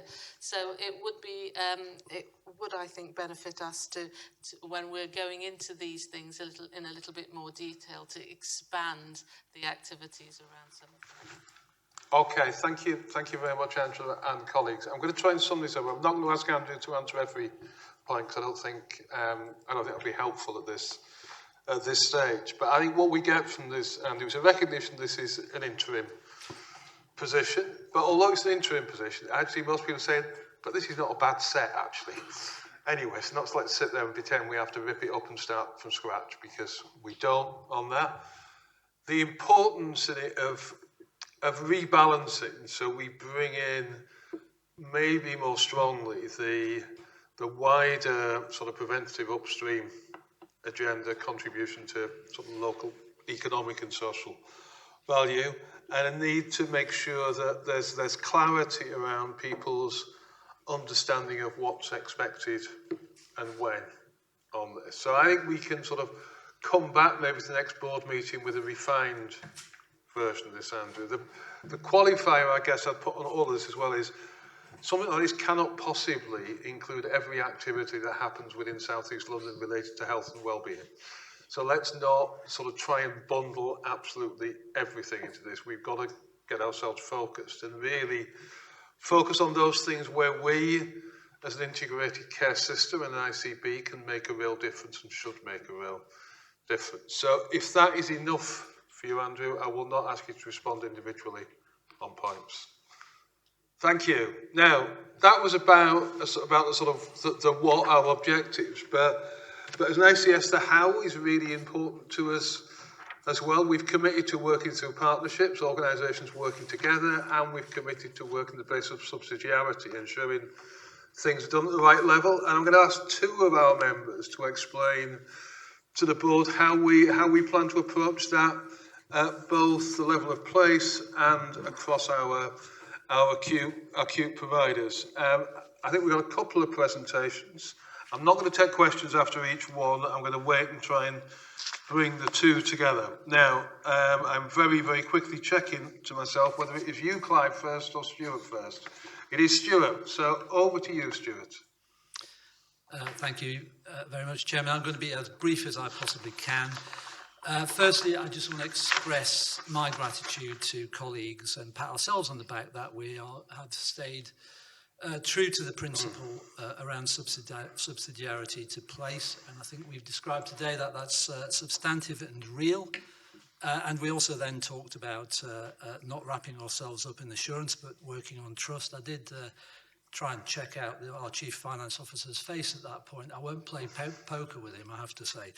I also just want to say Bexley we're very happy to present to Bexley. It's just one place, of course. We have 5 others, and all similar things will be happening in those places, but they'll be unique to those places. And just also to say they've nicked all the good titles like One This and Together That. So we're just called the Bexley Local Care Partnership. Now, I have been restricted in time by my team because they prefer that we hear from real examples of people, and so they prepared a video. So I'm going to race through our Bexley Local Care Partnership. It is what it says on the tin there, 17 local health and care organisations, shared goals, shared vision. Let's move on. And there they are. That's the extent of ours. We've been very inclusive around that. I should just say that our local care partnership actually predates any idea of an ICS. We've been working at this for at least 5 years, and so we had a really strong foundation to start from. Next slide. And here's our approach. Clearly, we need to be person-centred and joined up. That's the whole point of it. But it needs also to be Bexley shaped. So we will work very closely with our communities to ensure that happens. Next slide. Our aims and ambitions, and because I'm so certain that I know the objectives of the ICS, I didn't even bother looking at those when we put these up. That's clearly there's going to be a golden thread and a synergy. It's what you'd expect with a particular attention to post-COVID. My Director of Public Health will say there is no post-COVID yet, but the issues that arise from that, particularly addressing health inequalities. We want to be, I know transformation is an overused term, but we really want to change things to reflect what our communities are telling us, and that sense of working together as one team, I hope you'll see from the video. Next slide. And here, I think, is the form by which we expect to work with our people and communities. And I think we heard earlier, it's not just a delegation to place. We are absolutely ambitious to continue that delegation to local care networks, to working right into those communities, particularly with working with some of the organisations who are well trusted by those communities. An example for me is Peabody, the Housing Association, who work in Thamesmead, one of our most deprived areas. So there I've kind of galloped through that. I think now I would like to firstly ask the team who are featured in the video to come and sit at the table so that you can ask questions of them. I'd introduce Jatinder Ray, who's the Chief Executive of the BVSC in Bexley, Paula Weston, who's the Chief Executive of Blackfen Community Library, and Simon Goldsmith, who's a Digital Health Coordinator for MenCap Bexley. So can we run VT? I think I've always wanted to say that. Thank you.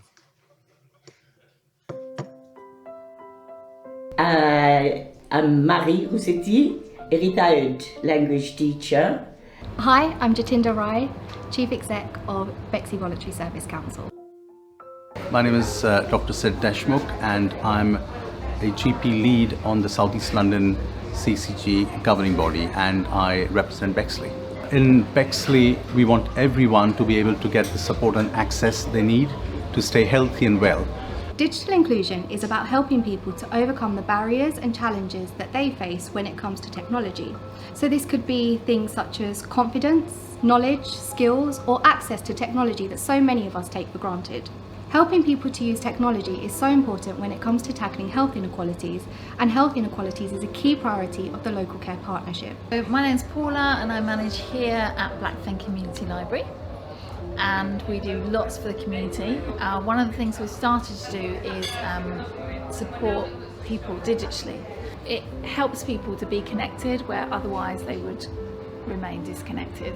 Part of LCP Digital Champions has meant that we are confident that our volunteers who are giving digital support have great training and access to resources. I'm David Wilmot. I'm one of the digital champions here in Blackfen. Most of the time I know that people are walking away having now got hold of some of those tools that they didn't even know were there. Yeah, I enjoy helping people to have access to the tools they'd be excluded from otherwise. So. During the lockdown, there was not much to do, couldn't go out at all, couldn't go to my local library, and I heard about the community library in Blackfen. Oh, how pleased I was to come here, all the friendly faces, and also I was able to improve my knowledge of IT. Previous to that, I could send an email and practically not much more. But any sort of problem now, today I came with a very hard problem and David was there to solve it for me. A lot of people have got knowledge but they don't have the patience. The gift of education, of sharing what you know, is not given to everybody. I feel really inadequate. I don't know, I don't understand. Another important aspect of digital inclusion is about making sure that our most vulnerable communities can access healthcare when they need it. Bexley MenCap have been working with people with learning disabilities, local GPs and community pharmacists to improve access to healthcare for people with learning disabilities. How can I help? My name is Simon Goldsmith and I'm the Digital Health Coordinator with Bexley MenCap. For the last year we've been working on a really exciting piece of work which is funded through Digital First, which was set up to really assist members of the community that needed some extra help with going online, but also to address issues of access, particularly within primary care services. And of course our project started at a time when the pandemic was preventing people from being together. So my name is Adam and I work for Bexley MenCap. membership engagement officer, or help people with like not to feel like they can't communicate with people like with their friends and family, because some people feel like they can't see their family in lockdown. I'm Helen Hatfield and I'm the data manager at Northumberland Heath Medical Centre. And I'm Emma Ridley and I'm the healthcare assistant here at Northumberland Heath. I've been looking after our learning disability register for about 3 years now. Now we have a whole learning disabilities area on our website, which we didn't have before this project. The whole point of the project, isn't it, from everyone's point of view, was to make annual health check more accessible and for our learning disability patients to know what it entailed, so they felt better about visiting the GP practice. Finally, just to say that I'd like to thank everybody that gave us an opportunity to develop this work. So it's joint projects like these that mean that we can really support our residents and make sure they're getting the best care and services they need. There are lots of things like this going ahead, and we look forward to having more impact as we continue to work together to improve and support the health, well-being and the care of people and communities in Bexley. So I'm very grateful to to come here in the first place and learn everything and enjoy the friendship.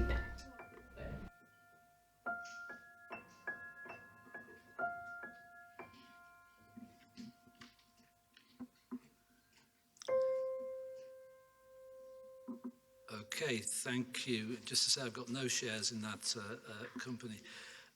Sorry about the deliberate mistake. Well, actually, it's not a deliberate mistake. At the time we recorded, this is fast moving, isn't it? At the time we recorded, Dr. Sid Deshmukh was indeed a governing body member of the CCG, and how things, that was so last century. Just final thing from me.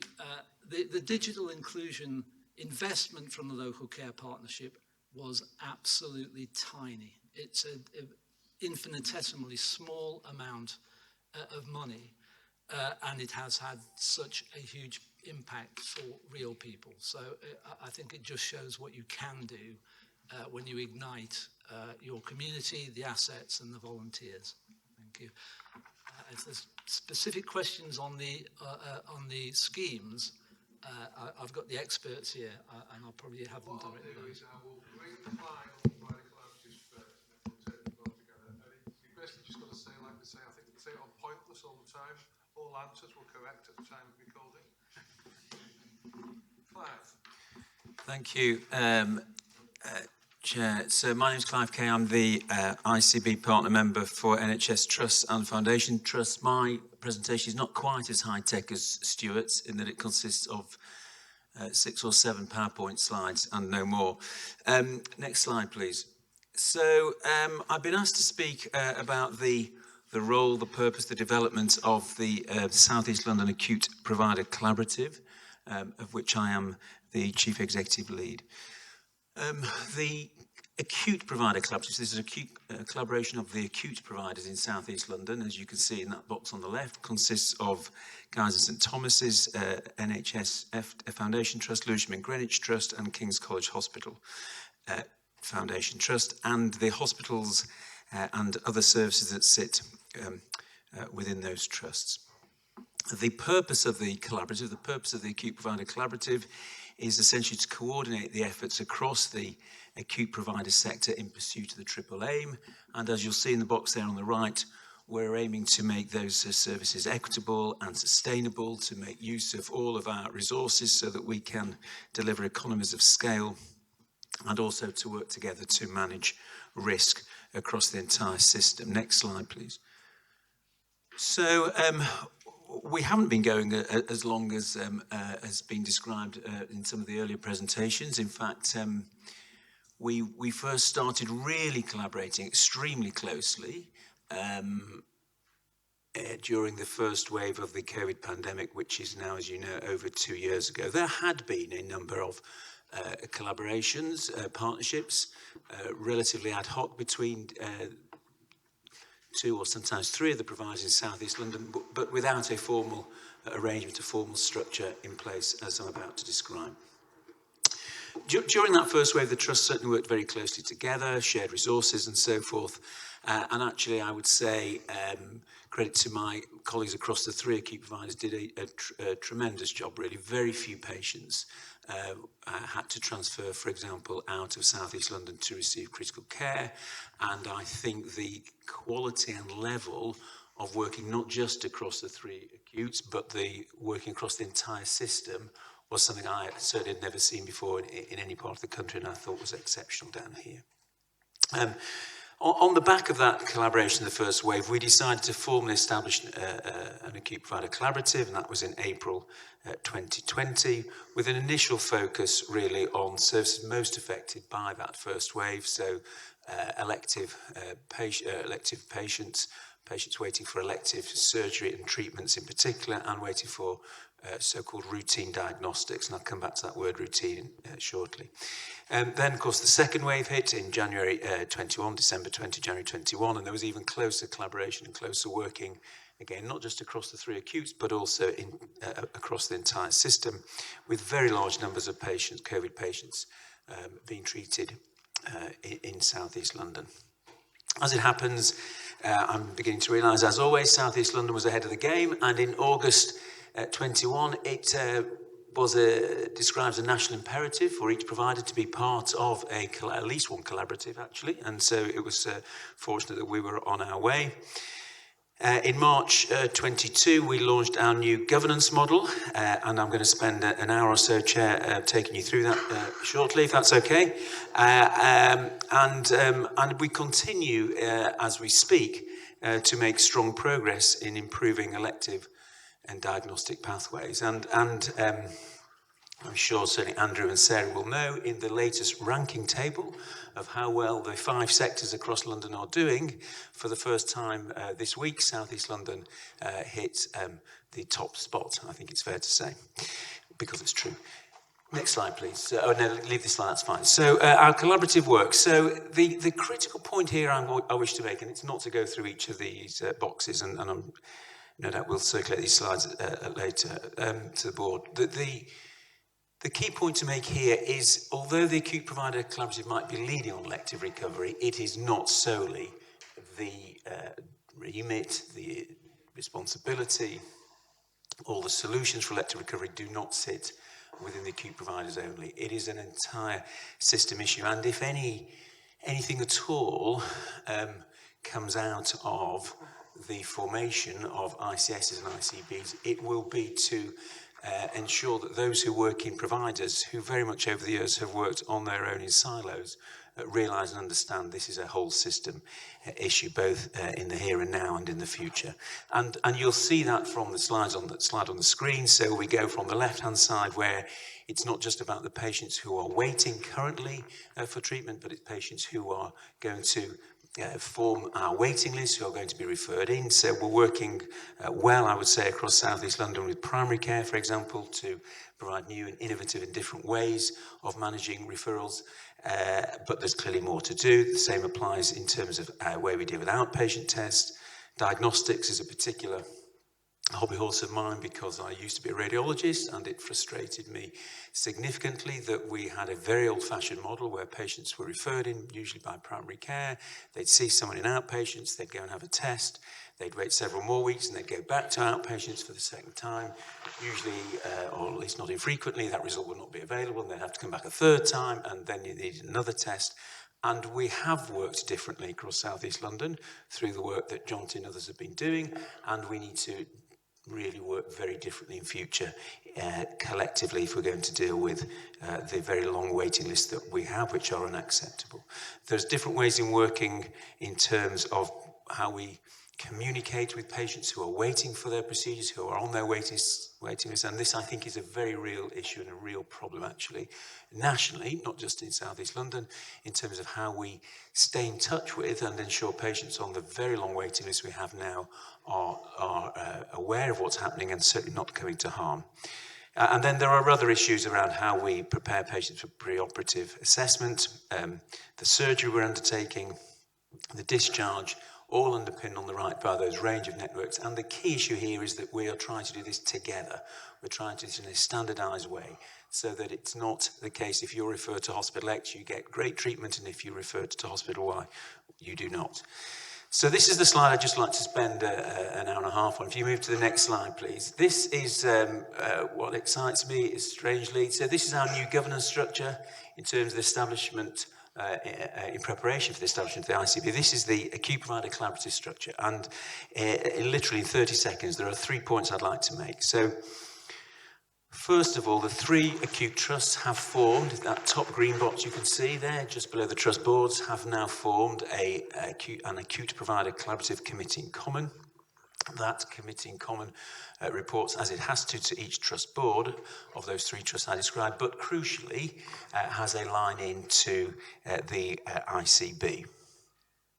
The second point to make is that there's a horizontal row of green boxes there. We are trying to form a series of committees relating to planning and delivery and diagnostics and finance and so forth, which are of the 3 providers working together in a single standardised approach, which will feed up ultimately into the executive and the committee in common.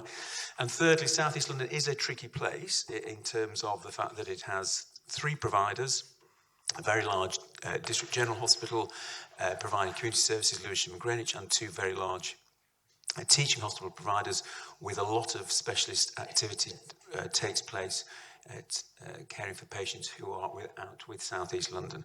And so it's really important that the acute provider collaborative links in on that right-hand side into pre-existing Cancer Alliance boards, South London Specialised Services Board. If you go on to the next slide, please. So the key focus on 22-23 for the acute provider collaborative still remains developing the elective recovery plan for 22-23. And I would like to take this opportunity to thank Sarah Cottingham and her team in particular, because again, we've developed this plan together, both in terms of the 3 providers and with Sarah and the team. And that is really very indicative of how we have to continue to work across the entire system. And just some of the 3 broad themes, that one is around increasing capacity, opening new theatres, for example, in Orpington and Queen Mary's Sidcup. One is improving our productivity, as I say, improving that, learning from each other, optimising our delivery of care to all our patients, and standardising our approach, and also making the best use of all of our resource so that there's not in any way any resource that lies idle while in other parts of South East London patients are waiting inordinate lengths of time. And we are making good progress. We've got now very few patients who, as of yesterday, the end of June, will have been waiting more than 2 years. That doesn't sound great, and in a way it isn't great. You know, it's for each and every individual who's on a waiting list, they are suffering. They may well have, albeit elective and routine waits for surgery, they may have some form of life-limiting condition that is impacting adversely on their health, and we're really committed as a collaborative to do all we can to treat our patients quickly and as safely as we can. If you go on to this slide, we are also leading on the establishment of community diagnostic centres, trying to provide diagnostic services outside the acute hospital environment so that their patients don't have their diagnostics cancelled. They can have them all ideally as close together as possible, and where possible we can move to a one-stop shop type of arrangement. And crucially, as you can see there on the bottom right, crucially we're trying to equalise waiting times across South East London, and these centres are for all of the patients across SEL. Next slide, please. Again, just a few quotes here, a few comments from when we've opened our theatres at Queen Mary's Sidcup, and again, a great example of system working. So although initially these theatres, the expansion was the idea of Guy's and Thomas's, all 3 trusts have come together, and all 3 sets of clinical teams work at Queen Mary's Sidcup for the benefit of all patients. And next and final slide, please. So a few discussion points, certainly. It's still difficult to, of course, understand where provider collaboratives sit, where do they sit in relation to existing trusts, where do they sit in relation to ICS and ICBs. Why does provider collaboration matter? I firmly and absolutely believe, and have for a long time, that providers have to take ownership of their own problems. And if we don't do that, these reforms we've started today won't work.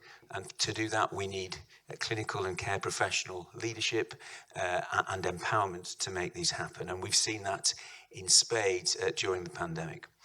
What role do collaboratives play in the operating model?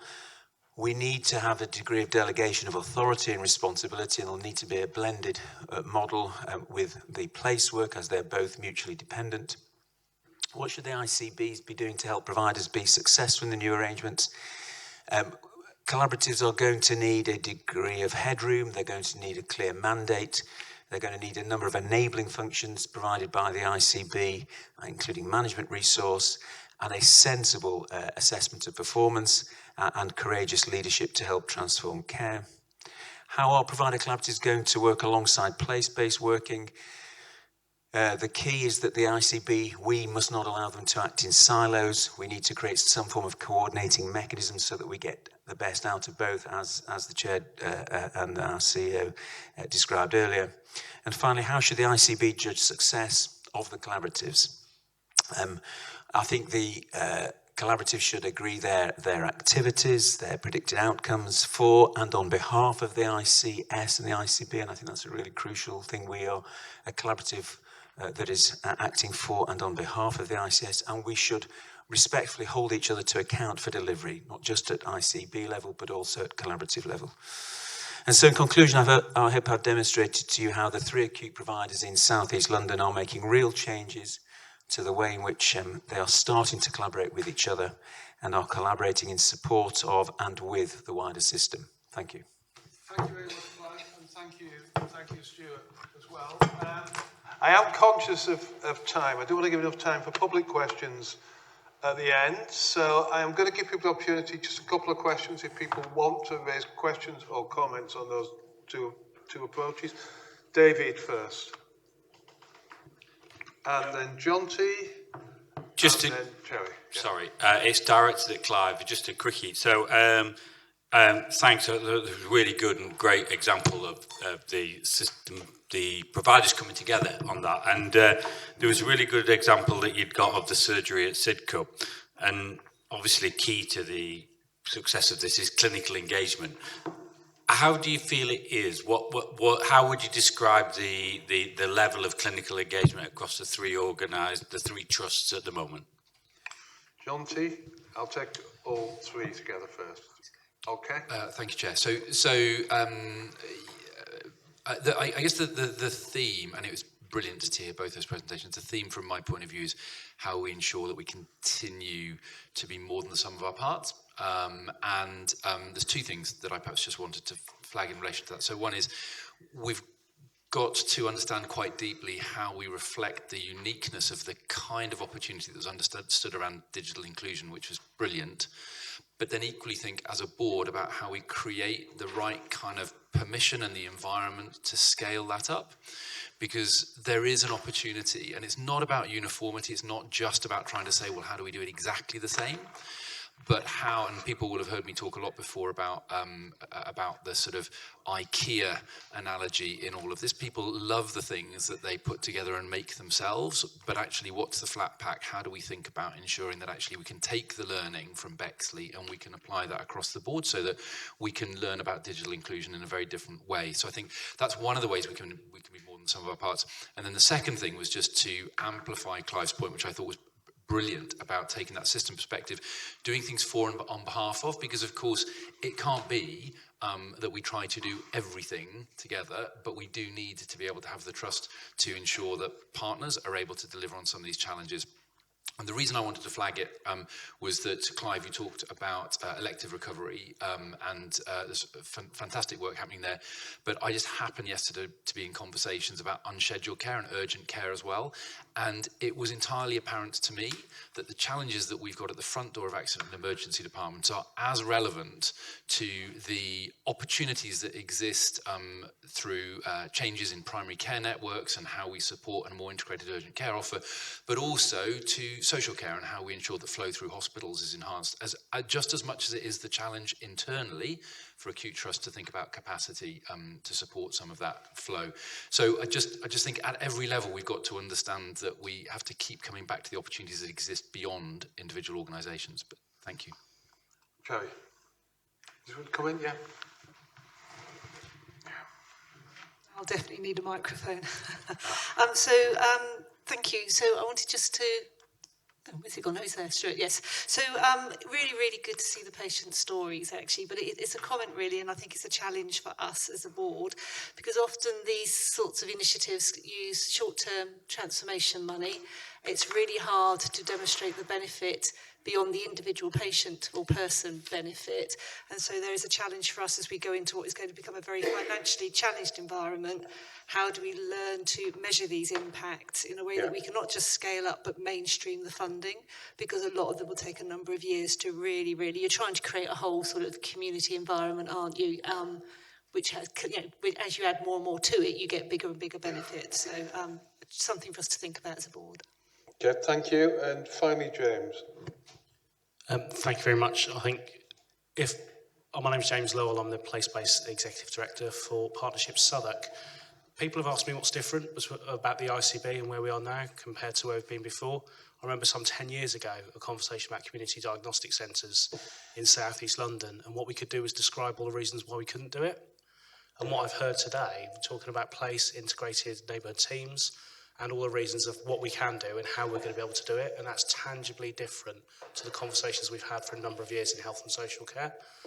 And I think we really are going to make a difference with the different way of working that colleagues have got, and it's the permissive culture of the ICB for us to be able to find those solutions and make things work. And actually I haven't heard any comment on what can't happen. All I'm hearing about comments about how we make things happen, which is tangibly different to where we've been in the past.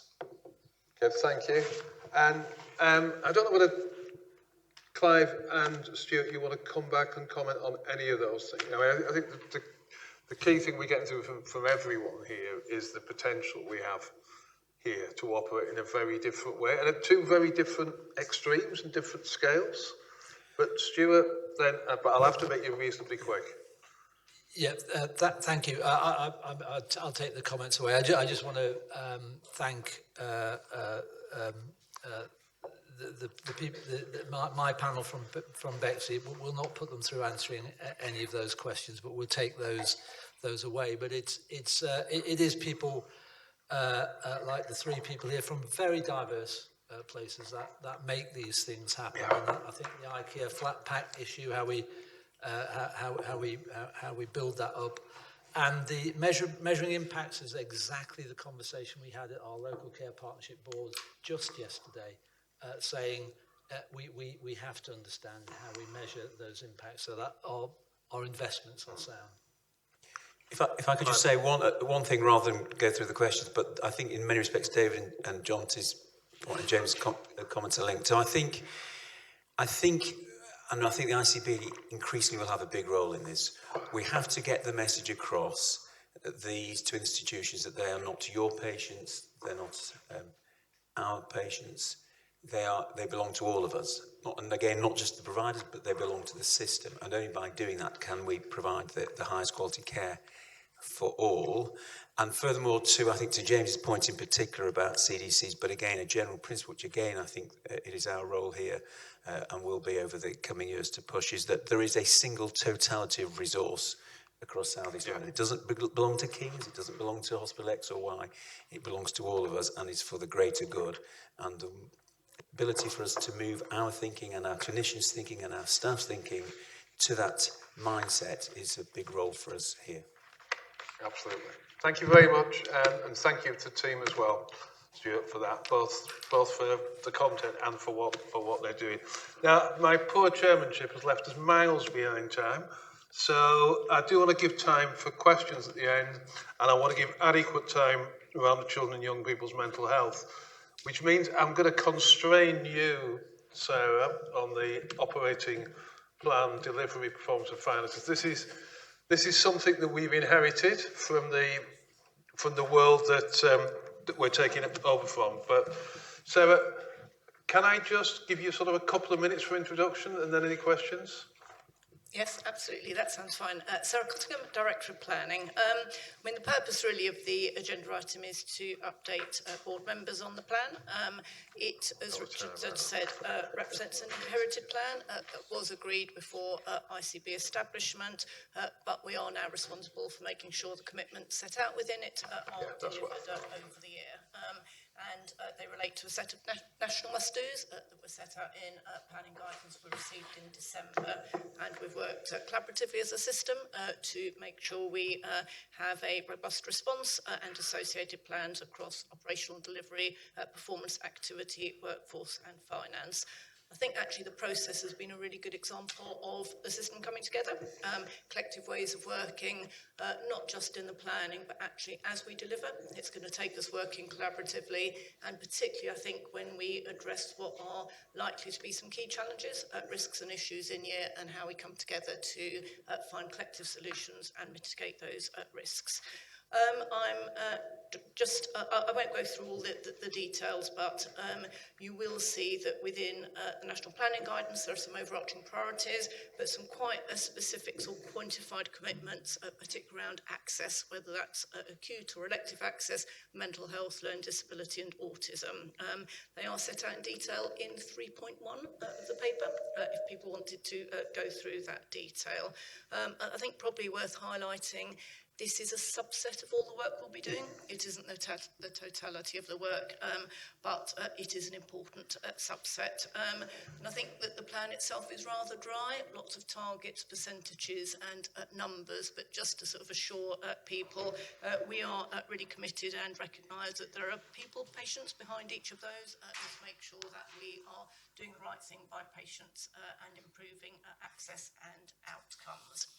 I won't go into further detail because we're running out of time, but I will hand over to Mike Fox, our CFO, to say a few words about finance, but would just before doing that really highlight that within the plan the commitments are pretty ambitious. And I do think delivery across a full range of areas in year is going to be pretty challenging. We've got demand capacity risks, we've got workforce risks around recruitment and retention and staff wellbeing and support, we've got expenditure risks, and actually the sheer breadth of what we're trying to do gives us, I think, an overall bandwidth risk. So we are going to need to monitor our progress to understand where we are, but also come together to really think about how we mitigate those risks and find solutions. Mike, did you want to say on finance? Thank you, Sarah. Just in the interest of time, I've just got two comments I wanted to make on the paper because I think the paper stands on itself. We do have a balanced financial plan for the 2022-23 financial year, not only at an ICS level, but in each of the individual organisations, which I think, again, shows how well the organisations are starting to work together and collaboratively in terms of allocation of resources. I do think we have to recognise, though, that that plan does have some significant financial risks embedded in it, specifically around the funding that will support elective recovery. Inflation, cost pressures are coming through the NHS as much as the rest of society will be seeing them in terms of cost of living, and we do have quite a significant savings challenge that we continue to have, and all the organisations are prioritising and working towards mitigating these risks at the moment. Okay, thank you very much both, and thank you for being short. I think as we said, this is an inheritance, it's a subset of our work, but it's an important subset, so we do need to understand it as a board, but we also need to recognise it's not the totality of what we do, and it is relatively short term. It is about this year when we really want to be thinking well beyond that, which will come to more at a future meeting. But any comments or questions on that? Anu? Thank you. Thanks, Sarah. You know, obviously this is, as you say, short-term in-year plan, but at some point we'll want to develop some kind of reporting framework for us as an ICB that actually gives us a sense of the proxies for transformational change as well as keeping an oversight on where we are with operational priorities. So I know it's the magic bullet, but somebody somewhere needs to be designing and happy for us all to help and work with the right people across the system on this. The right overview for us as a board that's both strategic and helps us to keep that grip. Okay. Debbie? Thanks, Chair. I'm Debbie Warren. I'm a Chief Exec at the Royal Borough of Greenwich, so I'm the local authority partner here, representing the 5 boroughs as well as my own. I think it's incumbent upon me just to mention the financial position across the whole wider system collaborative and the impact inflation is having on our businesses. It's not just something that affects individuals and families. And we are potentially, without any further government support for our operations, we may be forced into making some difficult decisions around our allocation of resources. And I think we need to, at some point, have that conversation so that we don't disturb the wider system performance and the delivery of our agreed objectives by tweaking the wrong part of the system in the wrong way and causing problems for the rest. So I just feel, you know, as a matter of record, inflation is a problem for us all, and we need to understand the impact it might have on that system-wide collaborative. Thank you, Anu and Debbie on that. I think there's just a couple of things in response. I mean, one is on the measures of the wider transformation, Anu. You're absolutely right, and that's why I want to keep emphasising this point. This is a subset of what we do, and we will come back to the future meeting just about how we measure that better.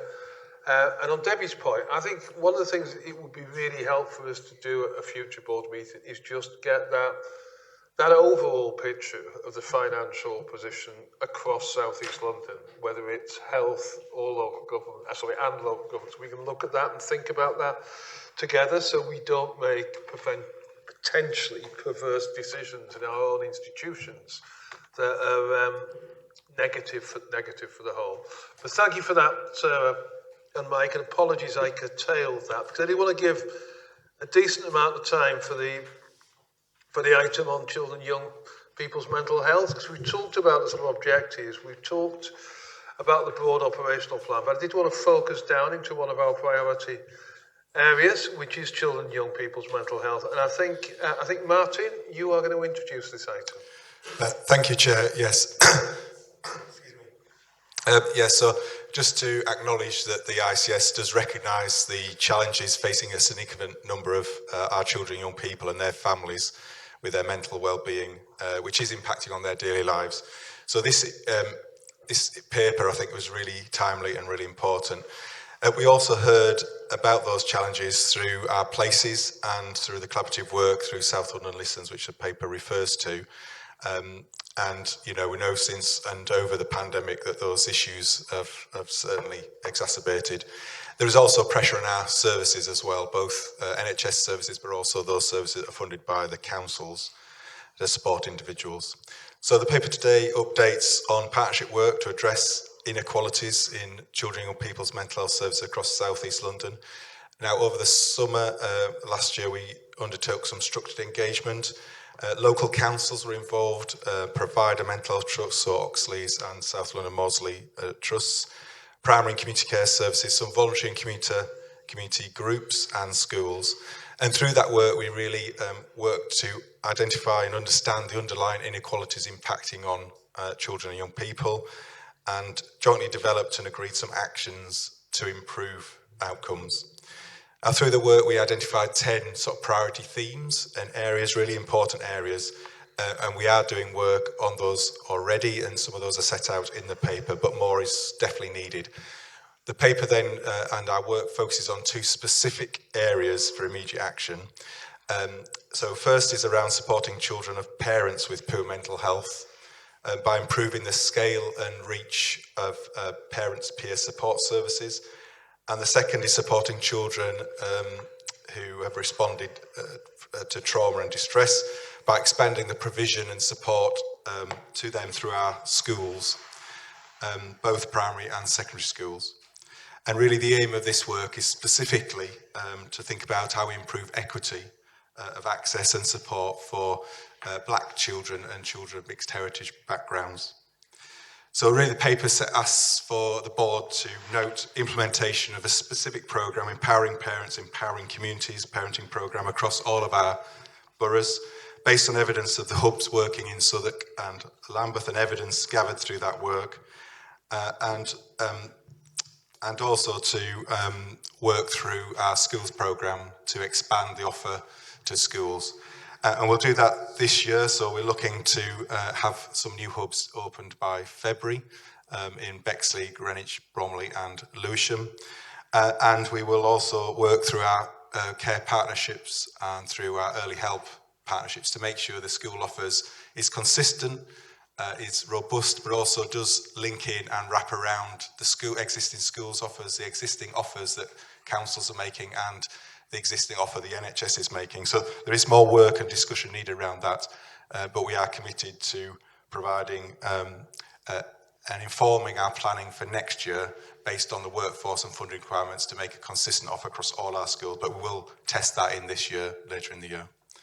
The other bit to add is that we will hopefully come back, and hopefully you'll ask us to come back at the end of the year to update on these items, and really critically on a development of a mental health and wellbeing transformational plan for children and young people's services and provision, which will then really go into more detail about the 10 priority areas, specific actions that we'll take to improve outcomes in those areas. So I'll stop there and open up for questions. Thank you, Chair.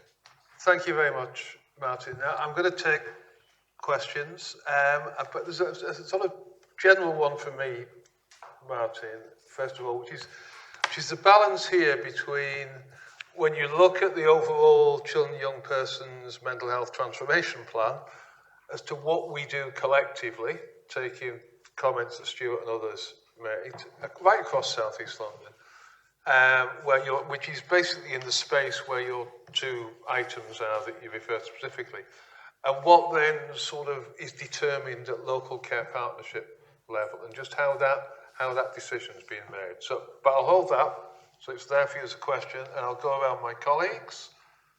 So I have got, who have I got? I've got Paul, I've got Anu, I've got Jonty, I've got George, I've got David, I've got a full set. Paul. Thanks, Chair, and thanks for the great presentation. Really interesting work. I'm just interested in the resourcing point of this. So it's clearly something that, you know, stretches far beyond the NHS into local authorities and so forth. So interested in how we're looking at the resourcing of it, especially to make that sustainable over time across, obviously, the two boroughs that are heavily engaged now and more broadly. So really welcome it, but interested in how the finance flows to support it. Thanks. Okay. Anu? Thanks, Martin. Again, like the earlier story, this is a great introduction to how and why we are important in the ways of working. So thank you for that. I guess it's really tough stuff that you're doing, and it's much broader than things that we've got our direct control on, or the metrics that we ourselves own, which is a significant challenge. To make the challenge even deeper, I just wondered, how are we thinking about self-reported outcome measures and the children and young people themselves defining what matters to them? Because obviously it's important for society and public sector to look at things like exclusion, but also how are we truly identifying the difference we're making to young people's lives and working with them to outline the right metrics for success? Thanks. Jonty? Then George. Sorry. Oh, it could have been George then John T as he's got the microphone. Sorry. No, it's fine. Thanks, Chair. Yeah, I really welcome this. Of course, I suppose I wanted to emphasise the point that Annie was making. I particularly welcome the fact that actually there are clear outcomes identified. So that's something that is welcome. There are outcomes that relate to they're sort of, I suppose you might call negative outcomes. And it would be quite helpful to think about how we think about attainment and something more positive in terms of the outcomes that we want to achieve for children. And then I guess the other element of this, and maybe it's just emphasising the point that I was making previously around how where we have good things, we really do think about accelerating and scaling those. I think I understand from the paper why we need to take a little bit more time over the schools, over the support within schools, because you're absolutely right, that has to reflect what already exists. We have to work locally to make it reflect local need. But it's really just from your point of view, what else could we be doing to really ensure that we ramp up support for this incredibly vulnerable and important group? Thank you. George. Yeah, I mean, it's a great paper, and particularly interested in the empowering patients, empowering community, because there's a real legacy effect there. I guess I see the read across in work that's already happening in place. And so therefore in the milestones, there's something about how we do place-based engagement, to kind of go back to Chair's point, because I know this is going to definitely take a certain direction in certain areas, contrary to certain strategies and directions of travel. And I guess the other thing about the milestones and implementation particularly is around, are we now using the data to direct where we choose our pilot sites?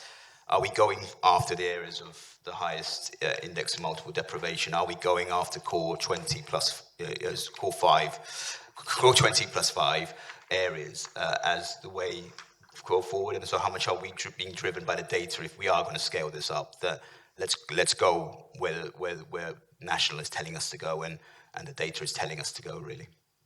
Thank you. And David?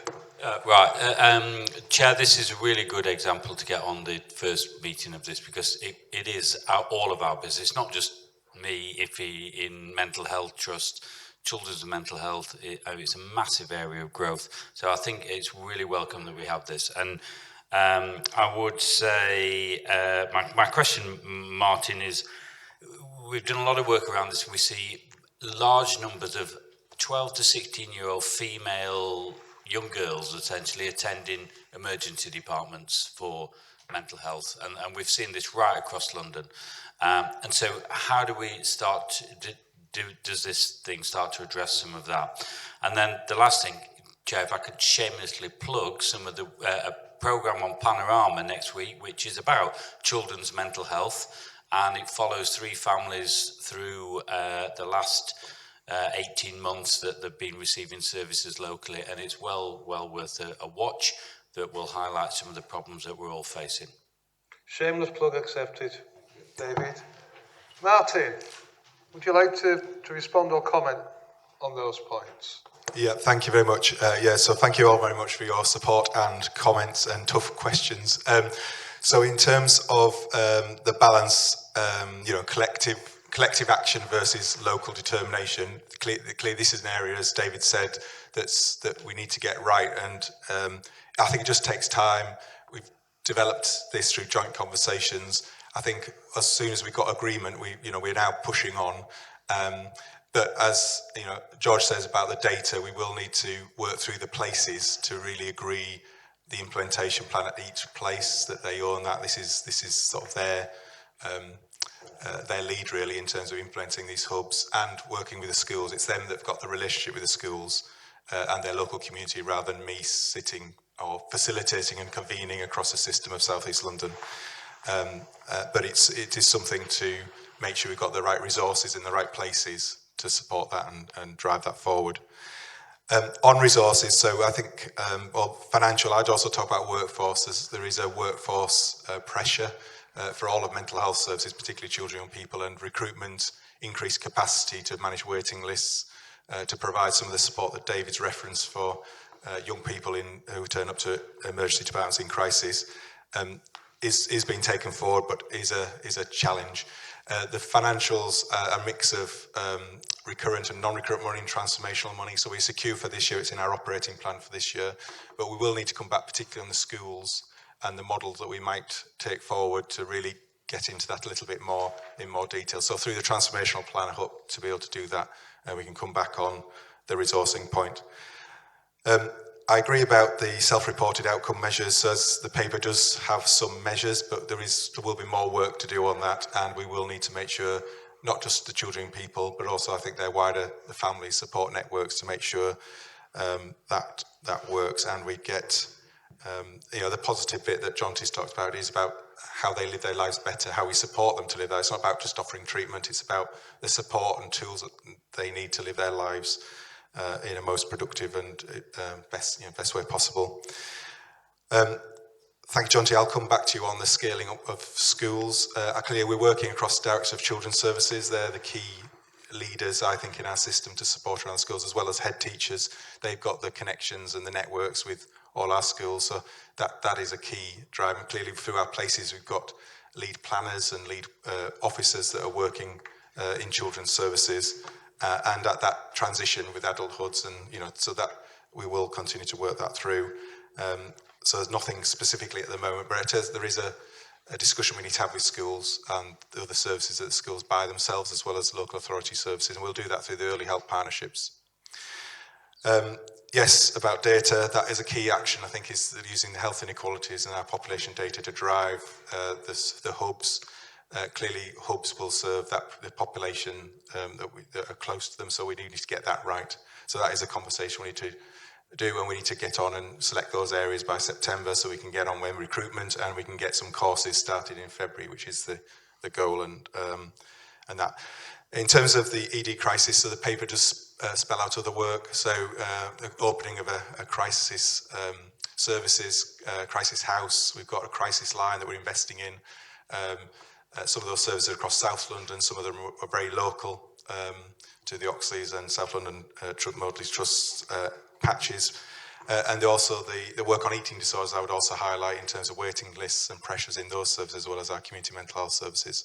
So lots of work, and we are working through our community offer to make sure we've got the right support, working with primary care to make sure that we have seamless services. It's not just about secondary services and primary care. We also make sure we've got the range of prevention and treatment services in place. So hopefully I've covered enough of the comments. I think you've covered everything off them. I think what you're getting is support and maybe a push for ambition on this. I think that's the way I would like to leave it. Now, again, conscious of my time on this and feeling incredibly guilty because I'm going to squeeze another piece of the agenda that is, again, got Sarah's name to it, and she'll start to take this quite personally. But Sarah, I was going to invite you to briefly present the paper on the development of the integrated care strategy. Yes, thank you. So, the purpose really is to seek this board's approval for our engagement proposals that we will then take to the Integrated Care Partnership. We've had a number of discussions about the work we will need to do to develop and agree our integrated care strategy over this year. We've collectively agreed, I think engagement will be key to that. So really want a development process that supports effective and meaningful engagement with leaders, staff, partners and the public. So our proposals really build on the discussions we've had so far, that objective, and link to the 4 strategy development stages we've set out in the paper.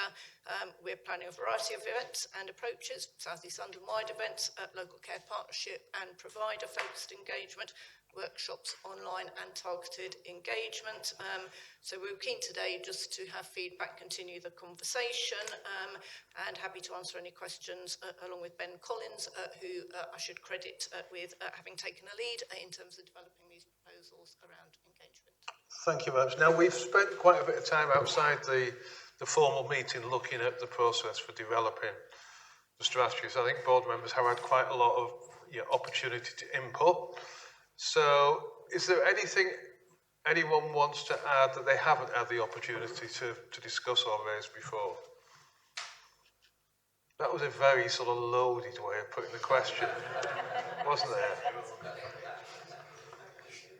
So I take it from that people are happy, content with the approach adopted, and we'll carry on as planned and as set out in the paper. So thank you very much for that. Is there any other business?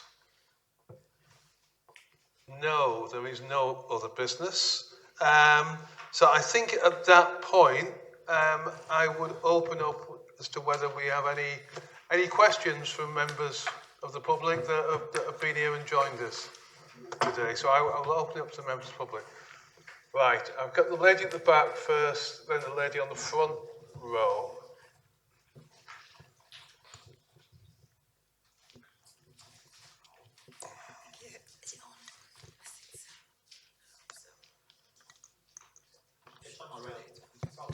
It's on, okay.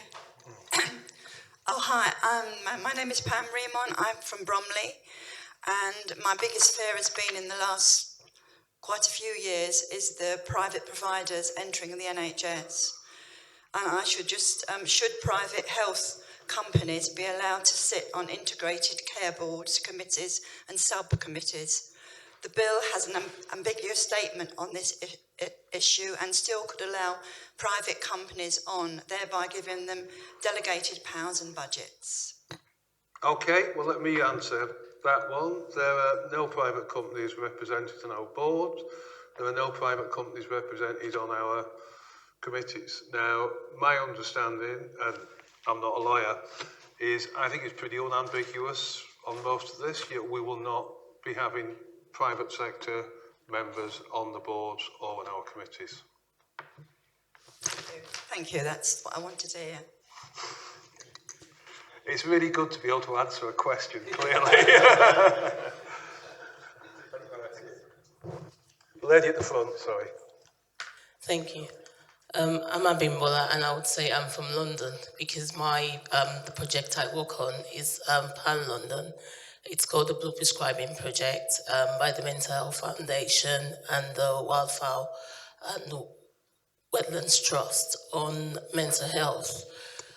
My question is really around the strategy of working with local partners, and as this board and the general ICB and ICS thought about the long-term funding of those partnership organizations.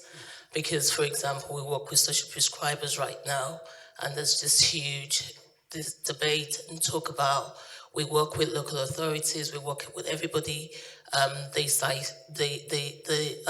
refer people to us, but there hasn't been a robust thought about their long-term funding and existence. So if this partnership is going to work, has that been thought through in terms of equally funding and providing that resources, and not just funding, but in terms of resources as well, capacity building. You've talked here today about evaluation and capturing of data. All of this you would need from your local partners as well. So it's not just inviting them to the table, but delegating enough and robust long-term plan in sustaining them as well. Okay, do any of my colleagues want to pick that up, or shall I pick it up again? Do you want to do it, Andrew, first, or are you happy for me to do it? I don't know what you were going to say, Chair. So I think it's a well-made point. Could I just say, so I think at the moment we do have, but I caveat this with a fragmented set of investments in social prescribing, and particularly my most recent contact with it is through our PCNs, our primary care networks, and the workforce that they are developing. So I think the challenge for us here, and I don't know if any colleagues from Place wish to speak to it or not, Stuart might well do, is back to, I think, something we're going to return to a lot. So where should those discussions be had, and where should the priority be made? So I'm actually sitting here fairly confident, I'm hoping Stuart and colleagues aren't going to remove that confidence, that there is a strong commitment and discussion around social prescribing, evaluation, otherwise, but it is happening locally. I guess the challenge you might be putting to me as the Chief Executive to work with the team is, do we need to take an assessment across the piece, how that might look, and where our best framework and strategy for investment might be. I would, if it's okay, Chair. Shall we go to Stuart? And I think Angela wanted to... Yeah, so you take Stuart and then take Angela. And I just want to give a general wrap-up on that as well. Stuart. Yeah, thank you. I can confirm that just yesterday, actually, our local care partnership we took a report on the funding of social prescribing and our aspirations to make sure that that was coherent, regardless of where the funding sat. I think the bigger issue around sustainability is really well heard. You know, we have some of our voluntary sector living hand to mouth, regardless of the fact that they evidence fantastic outcomes. And certainly at the local care partnership level, we have our Voluntary Services Council as a full member engaged in all of the conversations, including conversations about how we're going to use our delegated budgets. I think at the local care partnership, we're onto it. We haven't yet got a silver bullet for it, but it's absolutely one of the key priorities for it because we recognise its link with tackling health inequalities. Thank you. And Angela, did you want to add to that? Well, just to add that the third sector in Bromley is also at the table making decisions about the use of resources and integration between all partners. I have to say that I don't think that we'd manage without our third sector partners, and that's wider than social prescribing. But in terms of social prescribing, we have a very substantial programme of investment in services run by the third sector to which social prescribers can refer patients. I mean, and members of the public, carers, that sort of work is done jointly with the local authority, and significant sums from our Better Care Fund is devoted to these to the resourcing of these sorts of services. I think they're absolutely essential. Can I just a sort of general point from me on this that goes beyond the social prescribing one, and it's, I think one of the things that has bedeviled a lot of the work we do is a very short-term approach to making funding decisions about all sorts of things, and it's partly, I think, become a cultural thing in the NHS. But at least from the NHS perspective, and I can't say the same about local government, we pretty much know how much money we're going to get for the next 3 years. Things will be tweaked around the edges. There isn't really an excuse for us not making longer term commitments. And if there's one thing on the financial side I'd like, looking at my CFO here, to start to change, is to get to this point where we give people greater long-term certainty, because you can't expect people to invest and commit if you've only been told you got money for the next 6 months to a year. Now, let's see what we can do on that, but that's where I'd like to be. Any other questions from the public? Right, I've got the other lady at the back, the lady with the striped top, just because I said last time that I liked questions I could answer, you know. I'm Frances Hook from Greenwich, and I'm in Reclaim the NHS.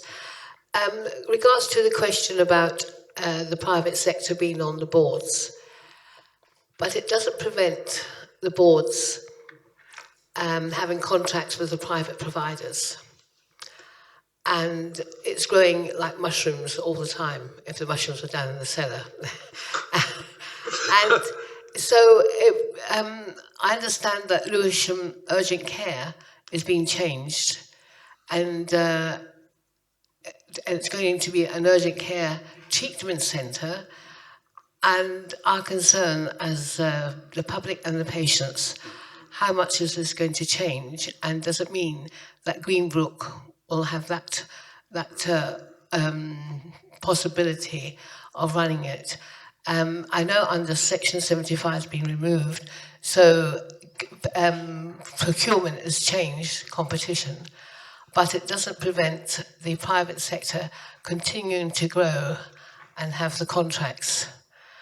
And that's my first point. So how much, because private means shareholders, means profit, and like the social services, since it was outsourced, a lot of these companies, some of it extremely well off, profitable, and others on the edge, and that's where care is affected. The other point is, I've said the two now, Lewisham and the private sector. Okay, so I'm not sure that I can answer a specific point on Lewisham. I don't know whether any of my colleagues could. I'll ask Martin to do that. Then on the sort of general private sector side, I'll probably ask Chief Executive to comment on that. But Martin, on the Lewisham petition, only because it's Kerry's first day today, and I previously worked in Lewisham. So there is work going on with Lewisham Hospital and partners in Lewisham, looking at the front door of the ED, which is called the Urgent Care Centre, and how it converts into an urgent treatment centre. But the plan there is to work with existing providers, NHS providers, to find a solution. So that includes One Health Lewisham, which is our GP federation, working with the trust. So I can confirm that. Okay, Andrew. Well, so I can only repeat the commitments on the board membership that the chair has made. If your question is around confirming the ability, well, our services remain free at the point of delivery, and we still have an opportunity to procure from providers. You've mentioned Greenbrook particularly. I don't think there's anything that prohibits any change of procurement that I'm aware of that prohibits that coming forward. So I don't think we have a change. We certainly don't have a change with the onset of an integrated care board, and so that is there.